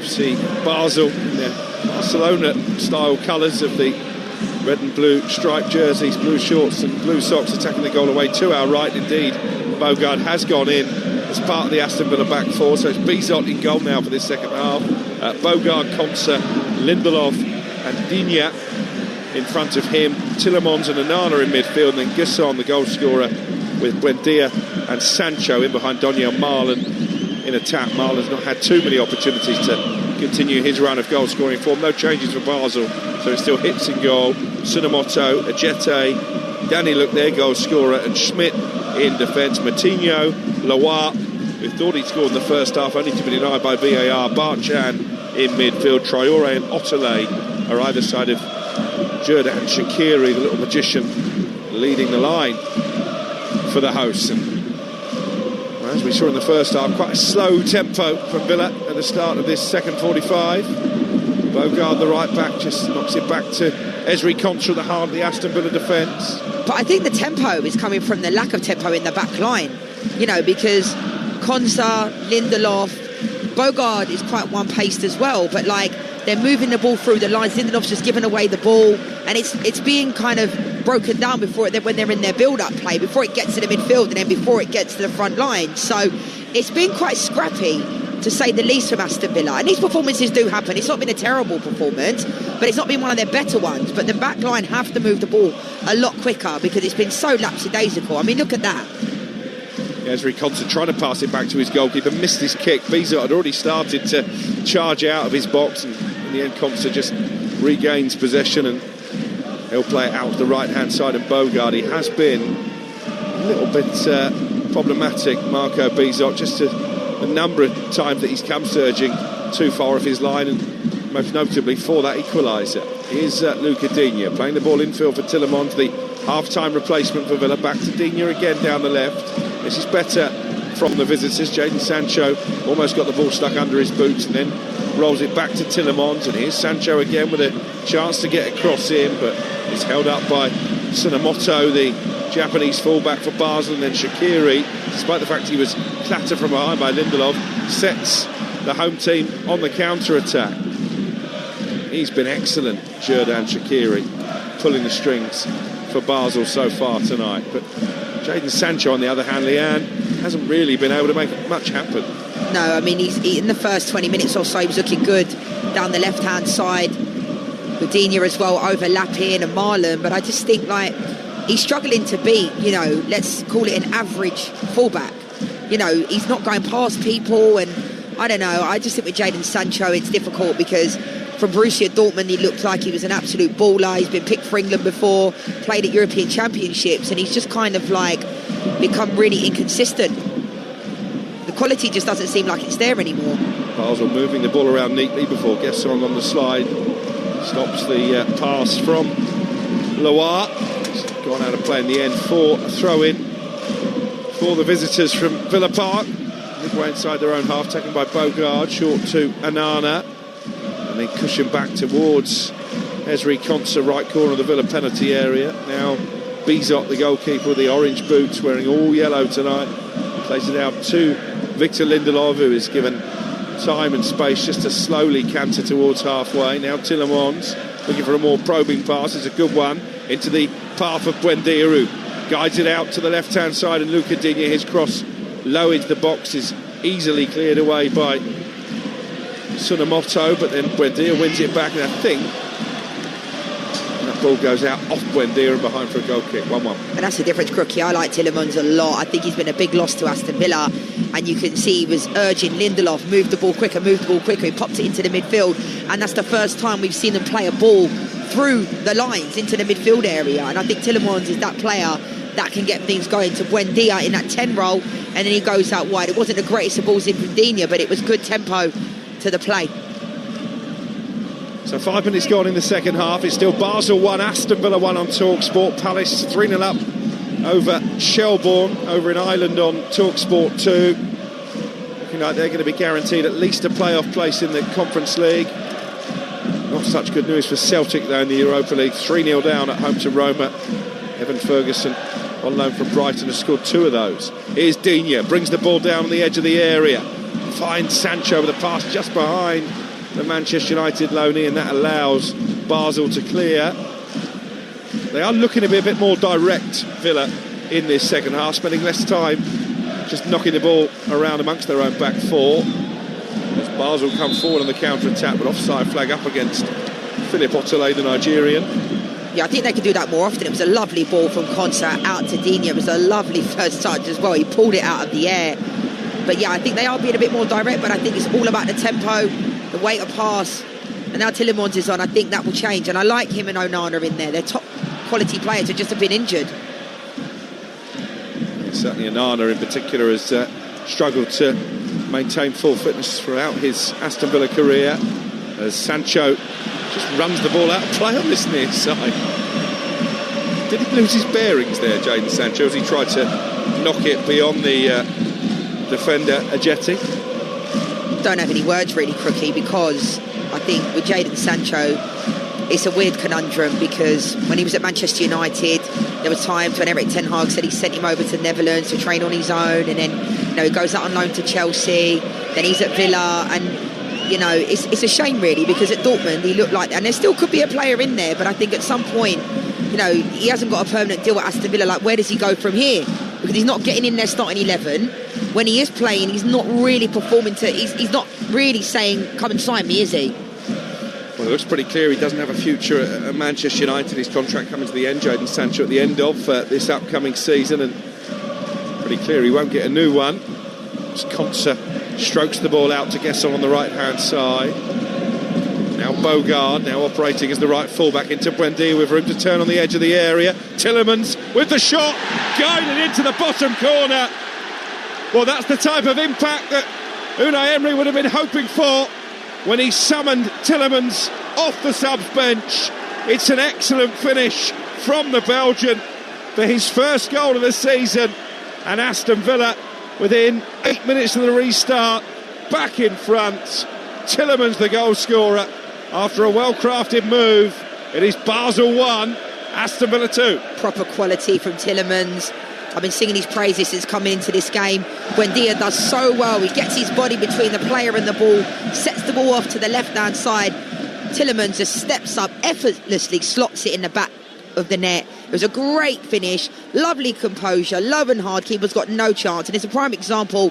You don't have to break the net to score a goal. Lovely technique from Tielemans. And what was really clever was the way that he used Ajeti as a bit of a shield, blocking the view of the goalkeeper hits, and by the time he'd seen it was past him into that bottom corner. Tielemans celebrates with John McGinn warming up as a Villa substitute, and that is just the start to the second half that Unai Emery would have been hoping for. Villa back on course for a place in the top 8. They lead by 2-1. Yeah, I mean, instant impact substitution, but Tielemans, for me, he's a star. He's got that quality effortlessly. When he's picking up the ball positionally as well, he's orchestrating everything, and he's got a goal after being in the second half in the first 8 minutes. And you can see Buendia, when he's with Tielemans, Marlon needs to get on the ball a little bit more, but Tielemans is just orchestrating everything. He's pointing everywhere, and that's the type of injection of pace. I'm not talking about players just running around the pitch pressing. I'm talking about purposeful tempo, pressure, moving the ball through the lines, and he's been the biggest difference in his second half,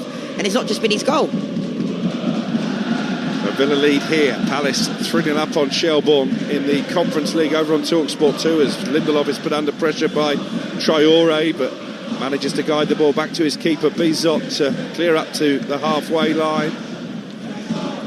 It's still Celtic 0, Roma 3. Updates to come from David Tanner throughout this second half, and don't forget to get your calls into the sports bar tonight. 03717 22 33 44. Villa fans, tell us what you've made of your team's performance over in Switzerland. No doubt some pleased Nottingham Forest supporters as well. They're back in the hunt for a place in the top 8 after that half-fought 2-1 win over Utrecht. Live on Talksport 2 early this evening. I'm sure north of the border Celtic fans will have plenty to say about 2 defeats out of 2 for Wilfried Nancy, their new manager. Here is Tsunomoto for Basel, but plays it back into his own half, and Ajeti.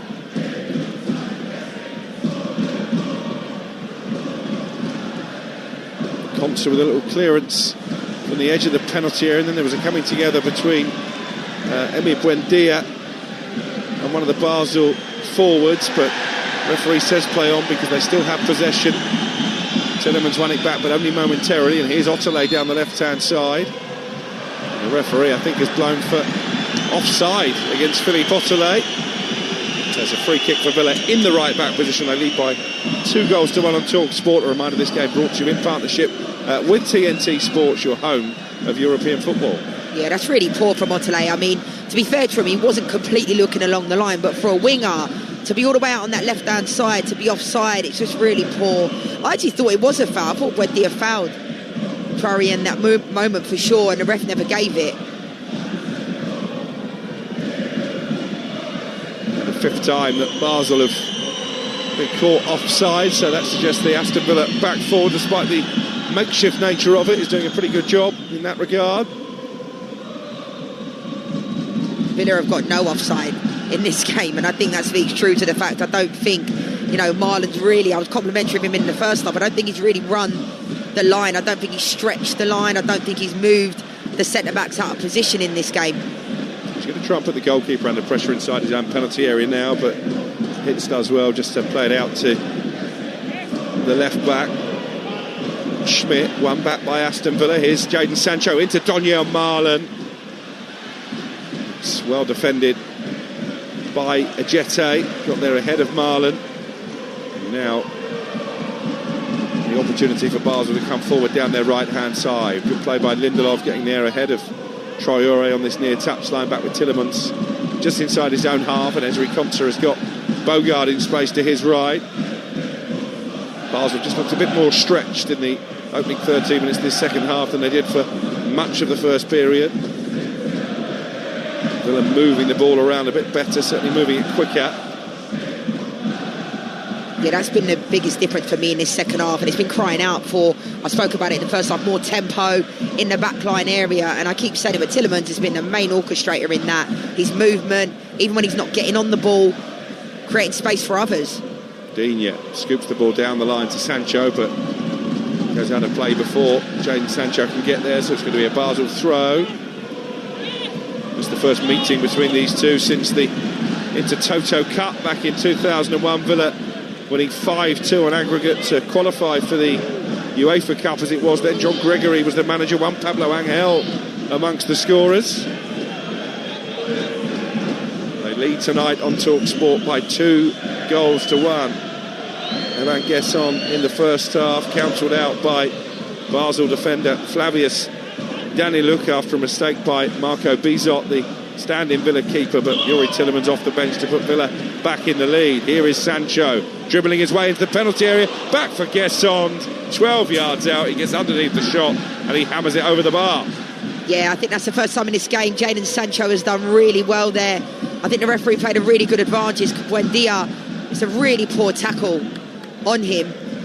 He's still down as we speak, but it's a lovely play from Buendia in this moment. Jadon Sancho does really, really well. It was Luar that actually took out Buendia in this moment. Good advantage from the ref. How Luar's not picked up a yellow card there, I don't know. But by the time it got to Gesson, he was leaning back and it goes sailing over. But that's the first time in this game I thought Jadon Sancho has done really well. Nice and direct. Maybe it's because he's seen the substitutions warming up to his left-hand side, because I think at some point soon Sancho will be that player that comes off. Maybe John McGinn comes in, Ollie Watkins comes in. Yeah, Morgan Rogers amongst the Villa subs as well, though maybe they want to keep him wrapped up for the weekend. The festive period, always such a critical time of the season. The game's coming thick and fast, and particularly with Aston Villa trying to balance what they want to do in the Premier League with their European aspirations. Unai Emery, every time he's had a full Europa League season, has at least got to the final. You look around the teams in this competition, you have to say that Villa should be one of the main contenders. They're at West Ham in the Premier League on Sunday, Manchester United at home the following weekend, Chelsea away, and then Arsenal away. Their December fixtures don't look particularly kind, but having said that, none of those teams particularly would relish going up against Emery's men in the type of form they're in. This is going to be yet another victory as it stands, having won 13 of their previous 15 outings. Is Jadon Sancho, left corner of the penalty area, trying to work his way into space for the shot.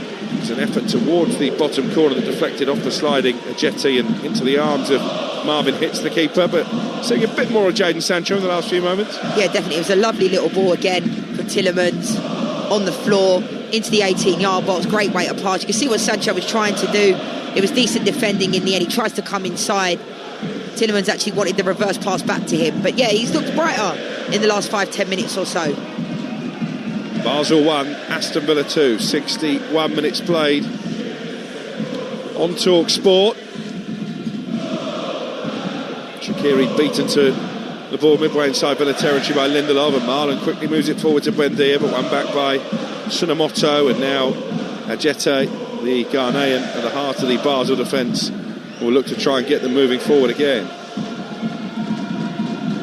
As we saw in the first half, a 1-0 lead is a tenuous one against these dangerous opponents, but Villa defending well enough. Yeah, I think they're doing well, and I think it's been a really professional performance, apart from conceding. Looks like they are about to make some substitutions, Crookie, but I think, conceding that goal, I didn't think Basel really looked like scoring in this game, and it hasn't been the greatest of performance of Aston Villa, but at the same time, if they get 3 points here, get out, all the players are healthy, it's all that matters. And some players, like we mentioned, I was expecting them to maybe be pulled because they haven't had a great game, maybe they want to get more minutes in their legs, like Bogard, for example. Well, this is an interesting change from Basel, first and foremost. Xherdan Shaqiri, who made their equaliser and has been responsible for most of their goals and assists this season, is making his way off, and on in his place, a player that West Ham fans may recall, Albion Ayeti, former West Ham and Celtic forward, more of an out-and-out number 9, and actually he wasn't moving particularly freely, was he, Shaqiri, as he went off there? But I don't think Aston Villa will be too disappointed by that change. No, I don't think there was any complaints from Shaqiri, because they wouldn't have been bringing him off if he wasn't carrying something. It looked like he was kind of limping a little bit. He's put himself about a lot, and at times he's playing in kind of an unfamiliar position that most people that have watched him is playing in, that number 9 kind of. He's not known for chasing things down, but he made the most of it when he did have the ball, and he looked effective. Ollie Watkins is amongst the players that Villa are readying to come on. I think Boubacar Kamara as well, I saw stripping down. The ball fizzed up towards Traore, playing a little bit more centrally now alongside Ayeti, who's just come on, and Villa have given it away. It was Sancho in a dangerous position on the edge of his own box, and an opportunity here. Shot from Otele, charged down by Tielemans, and then a rush of blood hammered over the bar by Moutinho, but that kind of sums up Jadon Sancho's evening. It was sloppy from him. Really poor giveaway from Jadon Sancho. I don't want to be too harsh, but I will be critical. I mean, and this is my problem, he gives away the ball and he doesn't even attempt to try and recover the ball, and then he just starts pointing. Like, if that's me, I'm just holding my hands up saying, we all make mistakes, but I think the problem with Jadon Sancho is always making excuses. You can't keep going to every single club and it not really working out. Well, that is Jadon Sancho's last action of the evening. He's one of the 2 Villa players making way as Watkins comes on. In fact, it's going to be a triple change by the look of things. Morgan Rogers as well as Kamara, and maybe a petulant reaction, was it, from Sancho towards his manager? No, I mean, I don't want to speculate. He's probably just fuming that he's been pulled, to be honest, and I think I'm okay with that when players do things like that. He hasn't kind of shook Emery's hand and then he just kind of hit into the seat, and you will be frustrated as a player. I mean, he knows it hasn't been his best game. It happens to the best of us. Amadou Onana replaced by Boubacar Kamara in midfield, just to give him the final 25 minutes off ahead of the trip to West Ham, and Emi Buendia is the player making way for Morgan Rogers. We wondered if we would see the England man tonight. Very much in form. Rogers, for me, the man of the match against Arsenal at the weekend. And let's get an update from the game at Celtic Park. Any sign, David Tanner, of the home side getting back in this one? 61 minutes gone, Crookie. It's still Celtic who missed a penalty in the first half. 0, Roma 3. They made 3 changes at half time. Colby Donovan, Kelechi, Iniacho and Paulo Bernardo coming on for big names. Player of the Year Dyson Maeda, Kieran Tierney, and big signing of the season, Benjamin Nygren. There's been one real chance in the second half. Rio Hattadi put Kelechi Iniacho through and he hit the side netting. It's still Celtic 0, Roma 3. Still Basel 1, Aston Villa 2 here on Talksport. 65 minutes on the clock. Ollie Watkins, one of those trio of changes that Unai Emery has just made. He only scored once in 21 matches before a double at Brighton in the last round of Premier League midweek matches. We'll be hoping that brace can kickstart not just his season but his quest for an England World Cup place as well. He's got a corner to attack here that Luca Digne is slowly trotting across the take, gets the wharf whistles from the home supporters. Yeah, I mean, it's definitely up for grabs.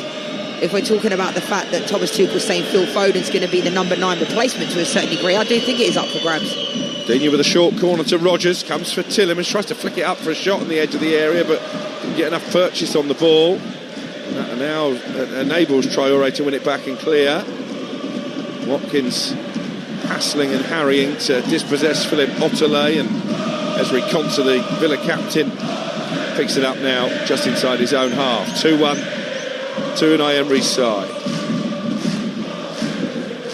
Here's Bogard, moved from central midfield to right back at half-time. You have to say that tactical change with Tielemans coming on and offering more cut and thrust in the centre of the park has certainly played a part in Villa getting back in front. Yeah, I think it's more to do with Tielemans going into the midfield. You can see there he wants the ball. He kind of was putting his head in the air because he's not being given the ball when he wants it, and that's the injection of pace. Anybody that's watching this game will see he's orchestrating everything. His right arm's out, his left arm's out, pointing to where the ball should be played. Aston Villa joint top again in this Europa League group phase with Lyon and Midtjylland on 15 points from 6 games. It will mean they'll need just 1 point from their final 2 matches to guarantee they end up in the top 8 and therefore skip the playoff round. Forest in 11th, but just 2 points below Porto, currently in 8th place. And Celtic, because of results elsewhere, are back in 24th spot, and that would be the final playoff place. Rangers 33rd in the table, and well, with a negative goal difference and only 1 point on the board, pretty much their European elimination secured after they lost 2-1 at Robbie Keane's Ferencváros this evening. We are reaching the business end of the league phase now, and there has been another goal at Celtic. David Tanner. And it's Celtic 1, Roma 3. I mentioned that Kelechi Iheanacho had come off the bench at half-time. His comeback from injury after 7 weeks out. And I can tell you that the goal has been disallowed by VAR. We weren't actually aware that there was a VAR check going on, but it's been disallowed, and Roma's goalkeeper has a free kick. So offside was a VAR decision. So it's as you were, Celtic 0, Roma 3. Well, they just can't get a break, can they? Celtic. Villa on the attack here though, cross from Bogard down the right hand side straight into the arms of Marvin Hitz, the Basel goalkeeper. So still 3-0 to Roma, still 3-0 Palace lead away from home against Shelbourne in the Conference League. You can listen to that game over on Talksport 2 right now, and the best way to stay across all of the live action, there's plenty over the festive period, is by downloading the Talksport app. I'm sure you've done it already. Lots of good content there as well, video clips and all the best bits of the various shows. You might even be fortunate enough to stumble across Andy Goldstein stinking the place out at the Talksport Darts Championships yesterday, despite giving it the big one for about 12 months that he was going to win it. Here is Youri Tielemans for Villa. Strokes the ball neatly out to Gesson down the right hand side. Kamara makes a run into the penalty area. The ball flicks off the now captain for Basel, Dominic Schmidt, and behind for a corner. Yeah, well done, Aston Villa. Good play, injection of pace. Tielemans again pinging the ball out to the right hand side. It's a lovely ball. Kamara's come into this game as well, making that third man run. And now they've got a corner from this right hand side, and Dean's about to go and take it. They seem to have the game in the palm of their hands at the moment, don't they? It's dangerous to say that with the lead only at 2-1, but Basel haven't been the same threat in this second half they were in the first, and Shaqiri, their main orchestrator, has gone off as well as Digne prepares to take this corner. He took it short to Rodgers last time from that far right hand side. I think looking at the way he's put his right arm in the air, this one's going to be delivered into the box, is it? No, in fact he goes short again to Rodgers in acres of space on the edge of the area. Tielemans back to the England man, and a cross aimed in towards Ezri Konsa, only cleared as far as Boubacar Kamara and then volleyed away by Otterley. Well, they're just being a bit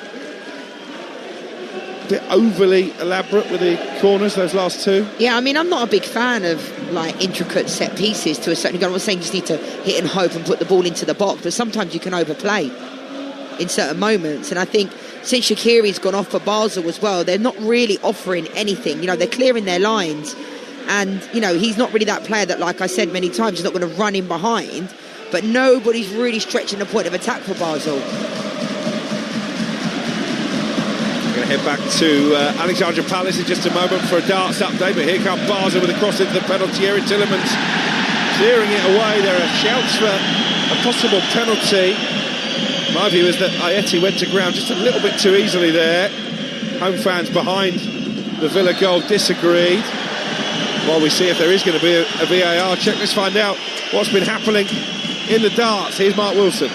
Yeah, defending champion Luke Littler 2-0 up over Darius Labanauskas. Not had it all his own way. First set went to a decider, which Littler broke with a 76 check out. He's just taken out tops to wrap up the second set. Race to 3 for a place in round 2. It's all live on the Talksport Darts YouTube channel and on the app. Luke Littler 2, Darius Labanauskas 0.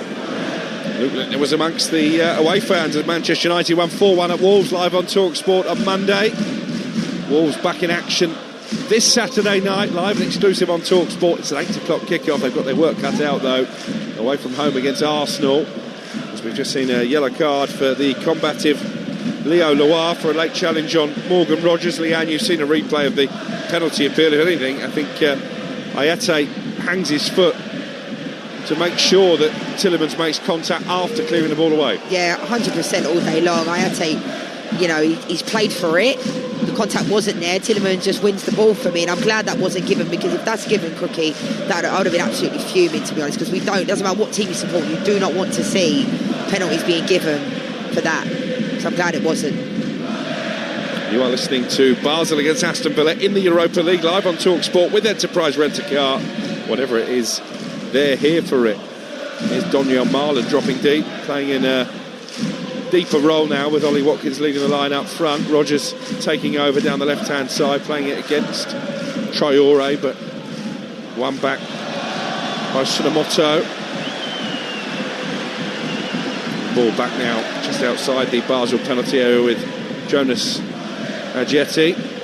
He tries to play the diagonal ball out to the far left-hand side, but it's collected by Bogard, who's looked much better actually at right back than he did in midfield. Compton's had his pocket picked by Ayeti on the edge of the area, and then wins it back after an unfortunate slip there from Barchan, and Aston Villa with a chance to commit bodies forward. 3-on-3. Ollie Watkins has got Marlon to his right, slides it in for Marlon, but the pass was well overhit, and what looked a promising counter ends with a goal kick for Basel, and the signs of frustration for Ollie Watkins that he didn't get that ball right. Yeah, it was a 3v3. You work on this in training when you're doing these moments, and he just needed to play the ball either sooner or go himself. By the time, you know, they split is a 3. Ollie Watkins was central, Marlon was right, Morgan Rogers was on the left, and I think by the time he played it, it was just too late. These things do happen though.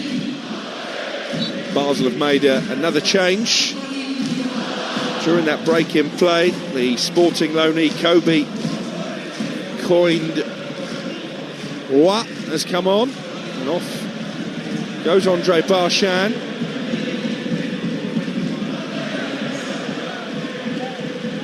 So Coin Ready is on, and Salah is on. Not that one. That was quick. It doesn't hang about. Benny Traore going off, and Ibrahim Salah, the Moroccan midfielder, comes on for Basel. At least one Salah is playing some football this week.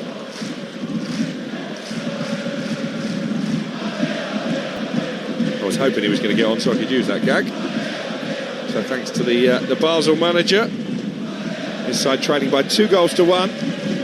Doniel Marlon plays the ball out to Gessan, level with the 18-yard line for Aston Villa. 15 minutes still to play in this Europa League game on Talksport. There's Riconsa finding Bogard in the right back position. Gesson on to Marlon. Villa moving the ball around crisply here. Gesson trying to play it forward for Marlon. Intercepted and out for a throw.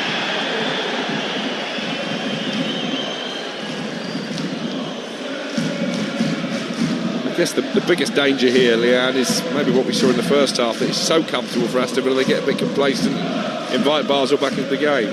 Yeah, I'm quite surprised that Basel have only made one substitution, to be honest. Well, they made the 3 now, but apart from that, before that, Ayeti was the only player that came into the game. They haven't really, been pushing in this game, have they? But I said that in the first half. I thought Aston Villa were going to go on to win this game 2 or 3-0. But in Europa League, as we've seen, sometimes teams can get a little bit complacent. I'm not saying Aston Villa have done that, but I think another goal will really, really help.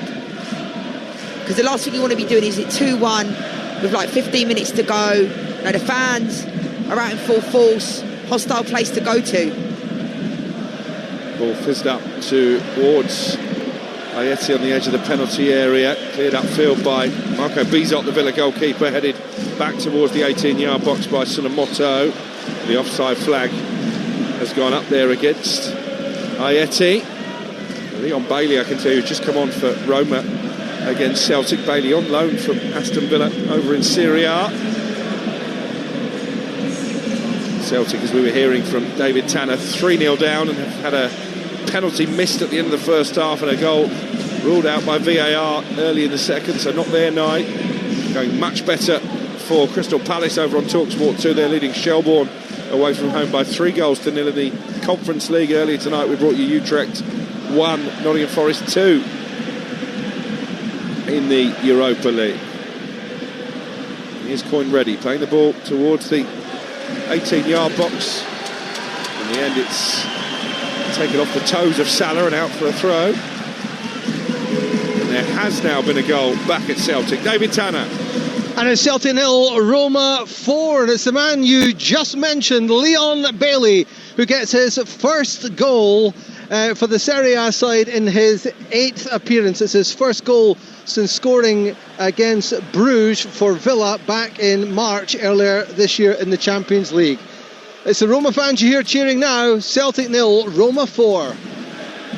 Basel have won a corner back here in Switzerland. Shot from Leo Loire.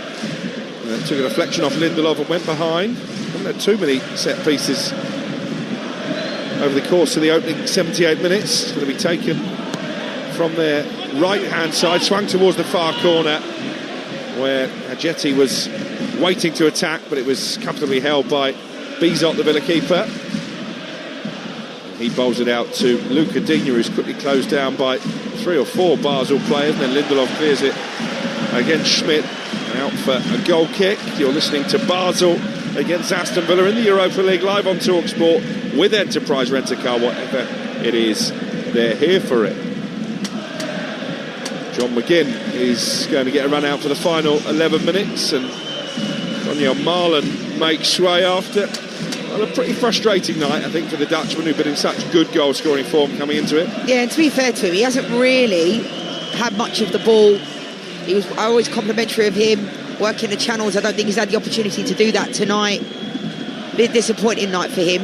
As a centre forward, you want to create chances, have them create for you, and he hasn't really done that. But I think he's one of those players that you can rely upon. Villa with some defending to do here. Salah with a dangerous cross to the right-hand side, right along the 6-yard line. It's going to be put back in from the opposite left-hand side, and the stooping header over the bar from Otterley.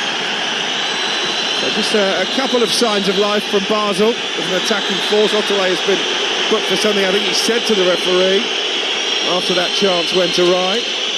Maybe felt it should have been a corner. It's pretty clear it was a goal kick. Yeah, I mean, I'm not really sure what Otterley is complaining about there, but I think this is an example, Crookie, of what I was talking about. The complacency just a little bit.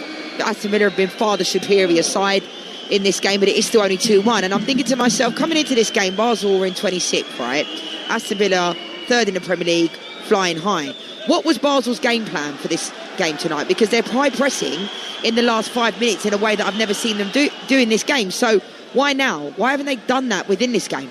Yeah, what you need to do as the home side when you're the underdog, surely, is impose yourselves early, make it a difficult night for the superior opponent.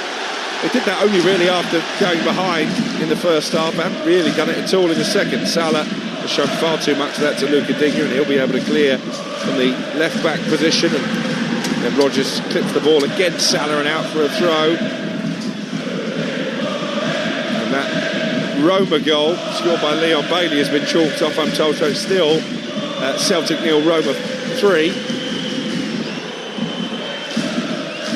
Roma not currently one of the teams in the top 8. Villa third in the table, but only off top spot on goal difference. They will need only a point from their final 2 matches as it stands to be guaranteed of an immediate route to the round of 16. Forest is a bit nervy for them. They're 2 points below the dotted line at the moment.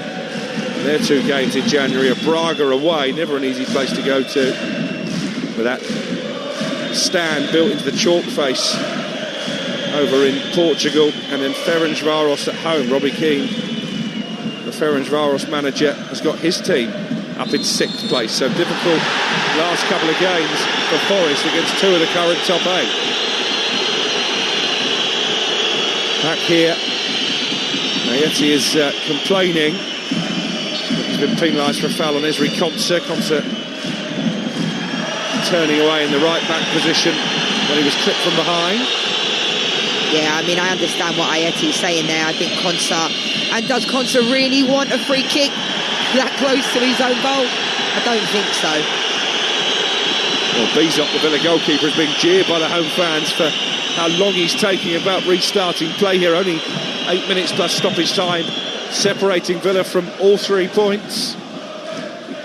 Morgan Rogers beaten in the air by Ajeti. Now Tsunomoto with a chance to come forward down the right. He skips away from Ollie Watkins, then had his shirt pulled.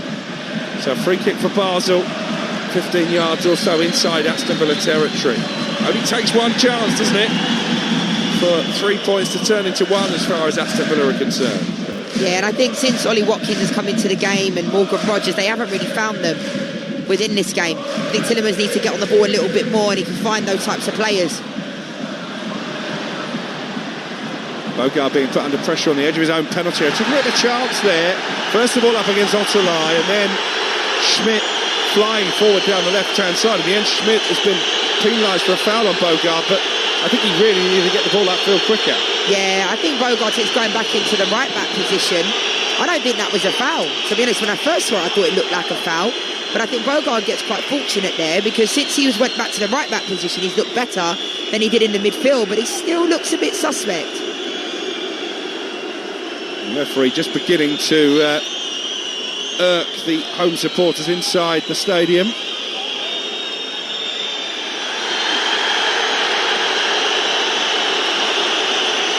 And again, Marco Bizot is taking an eternity over the Villa free kick, and he has been shown a yellow card for time wasting.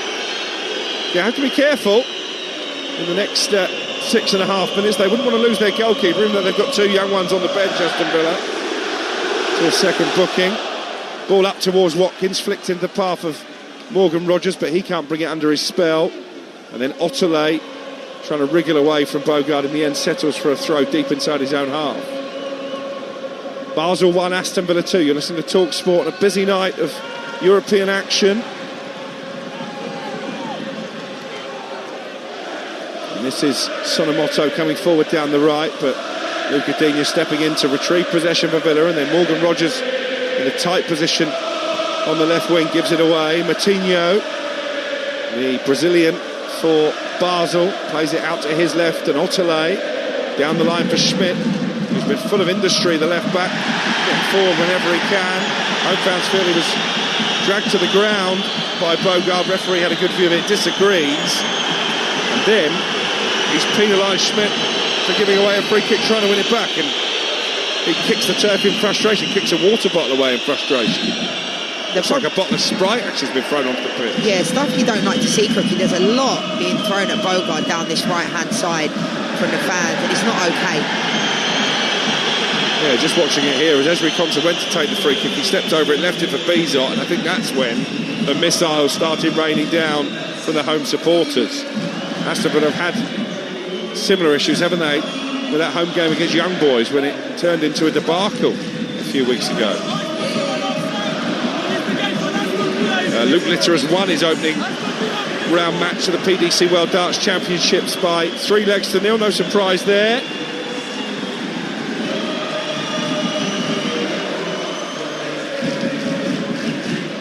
As Basel make another change, and Philippe Otolai is replaced for the final 4.5 minutes, and Leroy as well. Brashinsky is one of the players that Basel have brought on. Moritz Brzezinski, the German, signed from Bochum in the summer. And also Martin Sotacek, the Croatian under-21 international. Last roll of the dice as far as the home team are concerned. Here is Sotacek down the left-hand side. 4 minutes plus stoppage time remaining. They just seem to have a bit more belief, Crookie, within this game. I mean, since Villa made those substitutions, it was almost the wrong timing because it was when Basel started to push on. So Morgan Rogers being pinned back into this almost left-back position at times, having to defend, and Ollie Watkins is kind of running around up top on his own. And Basel, I've said it, like, they believe they can get something out of this game because they're still in it. It's only 2-1. I'd expect Villa to have put this to bed, like, you know, ages ago in this game. They've dominated possession. They've had a lot of the ball, better chances. Well, we saw Bayer Leverkusen leave it late before getting a 2-2 draw at home to Newcastle on Talksport last time. That was a foul by John McGinn. It's a yellow card for the Aston Villa substitute, and a free kick here in a dangerous position. Yeah, that was a foul all day long. I mean, John McGinn just looks like he slipped initially. And then I understand why the referee also has given this as a yellow card. It's a fantastic position for Basel in this moment. We're talking about 30 yards out. They're difficult though, Crookie, because it's like, they're not going to shoot from there because it's too far. But then what do they do? A decent ball into the box could cause Aston Villa some problems. It's going to be Coyne ready to take it. One of the 5 Basel substitutes that have been introduced in this second half in a bit to get back in the game. Bizot stays on his line this time, and it looks a good decision because it's been nodded over by Ayeti from the corner of the 6-yard box. What was crazy about this is Schmidt actually should have given him a call because he was in a better position than Ayeti in that moment. It goes to the back post. It was a lovely little ball, but I actually thought Schmidt was in a better position to be able to get it across goal. But definitely a chance for Basel in these last few moments. Yeah, because Ayeti was off balance, really. It's going to be a difficult header to steer beyond Bizot from that kind of angle. I've got to say, Dominic Schmidt, the left back, in his second spell at the club, he had a brief spell away at Grasshoppers, has really impressed me tonight with the amount of running that he's done. Morgan Rogers is brought down on the byline. It looks like it's going to be an Aston Villa free kick here. Late challenge by Tsunomoto as Rogers tried to clear the ball away, and sensibly Morgan Rogers is staying down as long as possible just to eke away a few more moments. We're into the 89th minute. It's Basel 1, Aston Villa 2. Villa were 19th in the Premier League as recently as mid-September. They didn't win any of their first 5 matches of the season. They're now within 3 points of the leaders Arsenal, and this is going to be a 14th win in their last 16 matches, barring a late sting in the tail. Yuri Tillemans, whose goal looks to be the decider, comes over the halfway line.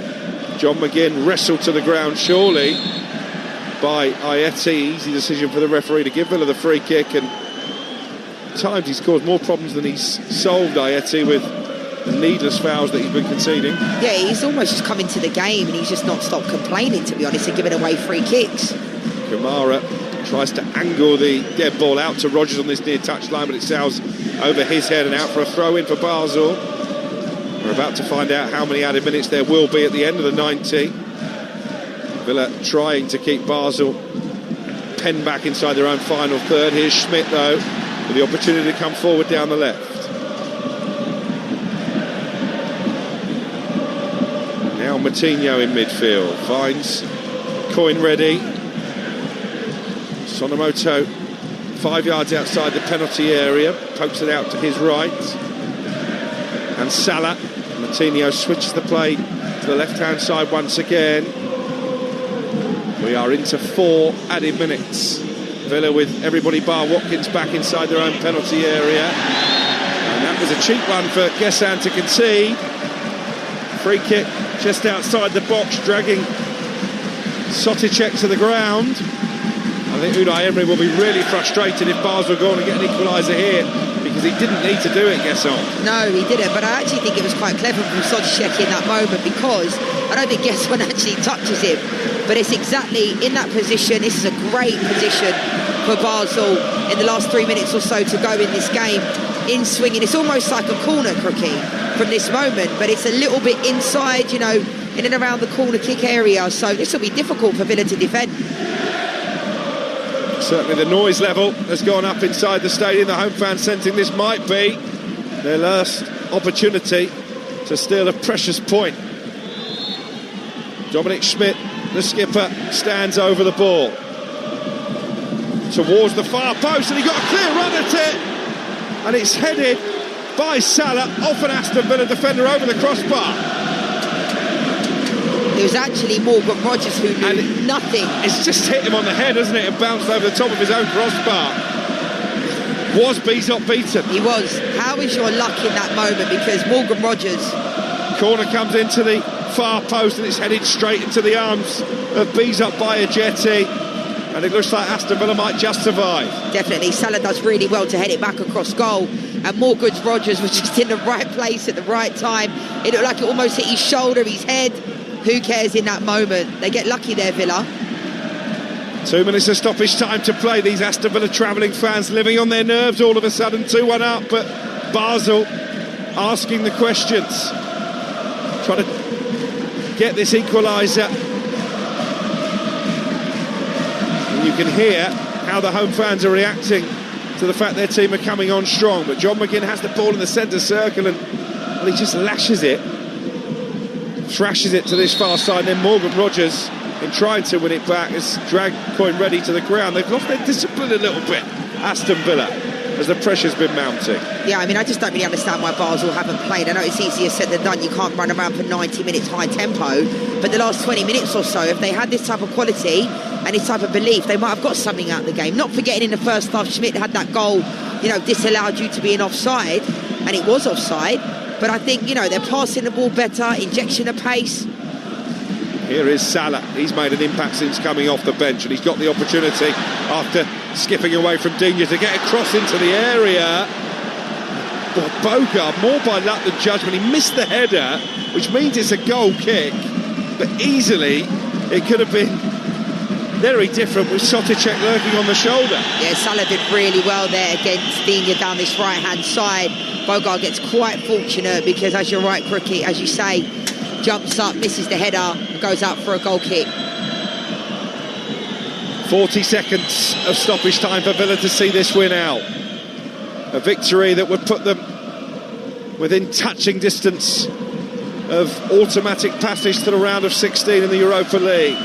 The ball is at the feet of the centre-back for Basel, Ajeti, and he plays it back to his goalkeeper, Hitsu. Surely he's just got to launch it upfield here for one final attack for the home side. Flicks off the head of Kamara and smashed away on the volley by Ezri Konsa. That might just be the last piece of defending that Villa really have to do, because there's only a few seconds remaining now, and Kamara has possession on the edge of the centre circle. He's brought the free kick, and we are now over the 4 added minutes, and the referee blows the full-time whistle. Well, it certainly wasn't their most convincing performance of the season, but it is yet another victory for Aston Villa, and Unai Emery back on the ground where he won the Europa League with Sevilla back in 2016. It's a victory that takes Aston Villa to the brink of qualification for the round of 16. Evan Gerson gave them the lead after only 12 minutes with his second goal in Villa colours. That was cancelled out by Flavius Daniluk, the Austrian defender, after a mistake by Marco Bizot, the keeper, not dealing properly with Xherdan Shaqiri's dangerous looping free kick. He turned Unai Emery to Yuri Tillemans at half-time, and that move paid off within 8 minutes of the restart as the Belgian guided the ball into the bottom corner from outside the penalty area for his first goal of the season. They had to see off wave after wave of Basel attack in the final moments. Morgan Rogers clearing a goal-bound effort away when the ball just struck him in his face, and he didn't really know too much about it. Better to be lucky than good, maybe, but Aston Villa are looking in control now of the race for a top 8 finish. 15 points from their 6 games in the Europa League as it finishes in Switzerland. Basel 1, Aston Villa 2. Alex, thank you very much. Let's chat to Leanne Sanderson then about that result, as it keeps Villa in third place, but very much in control of their own destiny heading into their final couple of games of this Europa League phase.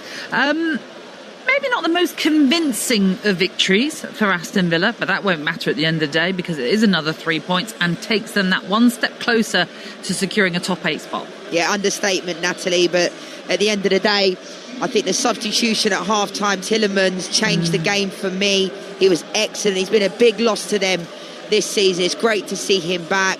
And to be fair, like, Basel seemed to be pushing in the last 15 minutes or so. And I'm thinking, like, the fans seem to get an injection of the atmosphere, like the players. And I'm thinking, where was this Basel team for the rest of the 70 minutes? Because, to be fair to them, yes, we know the golf and the quality of the Villa players, but at the same time, they were in it. Tielemans didn't come into the game. Maybe things would have been a little bit different. I just thought he was extreme. And he did have to bring on not only Tielemans, but Ollie Watkins, Morgan Rogers, Kamara came on as well. And in a sense, he had to bring on the big guns, it kind of felt, to try and wrap that game up. Yeah, but I think it had a reverse effect because when they came into the game, it was when it allowed Basel to then weirdly, and I think it's just a coincidence, I don't think it was a matter of Basel saying, well, they're coming on, so we're going to push on. But Morgan Rogers was then being pinned back to the left back position. So it was just the timing of it was quite strange because we expected those players to come in and then all of a sudden Aston Villa would create more chances. But actually, it had the reverse effect because Basel then all of a sudden thought, actually, we're going to go for this. So it's quite a strange one, really. But I think ultimately, Villa getting the result up in third, you know, they'll be happy with that. Absolutely. It's 8 wins in a row now for Aston Villa as well. 14 wins in 16 games as well. Much to like then for what Unai Emery is doing with this Aston Villa side. And I know we've already mentioned the performance may not be the wonderful Aston Villa that we have seen before. But ultimately, if you can win a scrappy game, and you come away with those 3 points, it won't matter at the end of the day. Nah, all that matters is a icing on the cake if you can get 3 points and have a perfect performance. But I think as well, players coming out of this game unscathed, uninjured, ready for the West Ham game at the weekend is also key as well. And having these players back like Onana, Tielemans, you know, the strength in depth we talk about, and making the 8 changes like he made before the game, you could see in the first half it was hard, the tempo, like coming out the back line, Lindelof and Konsa wasn't moving the ball quick enough and the midfield wasn't moving, so there was no rotation in there. Marlon was getting no service at all. So at the end of the day, it wasn't a great performance from Aston Villa, but they got the result. Yeah, and it puts them in that really strong position, as we have said, to go through in a top 8 place as well.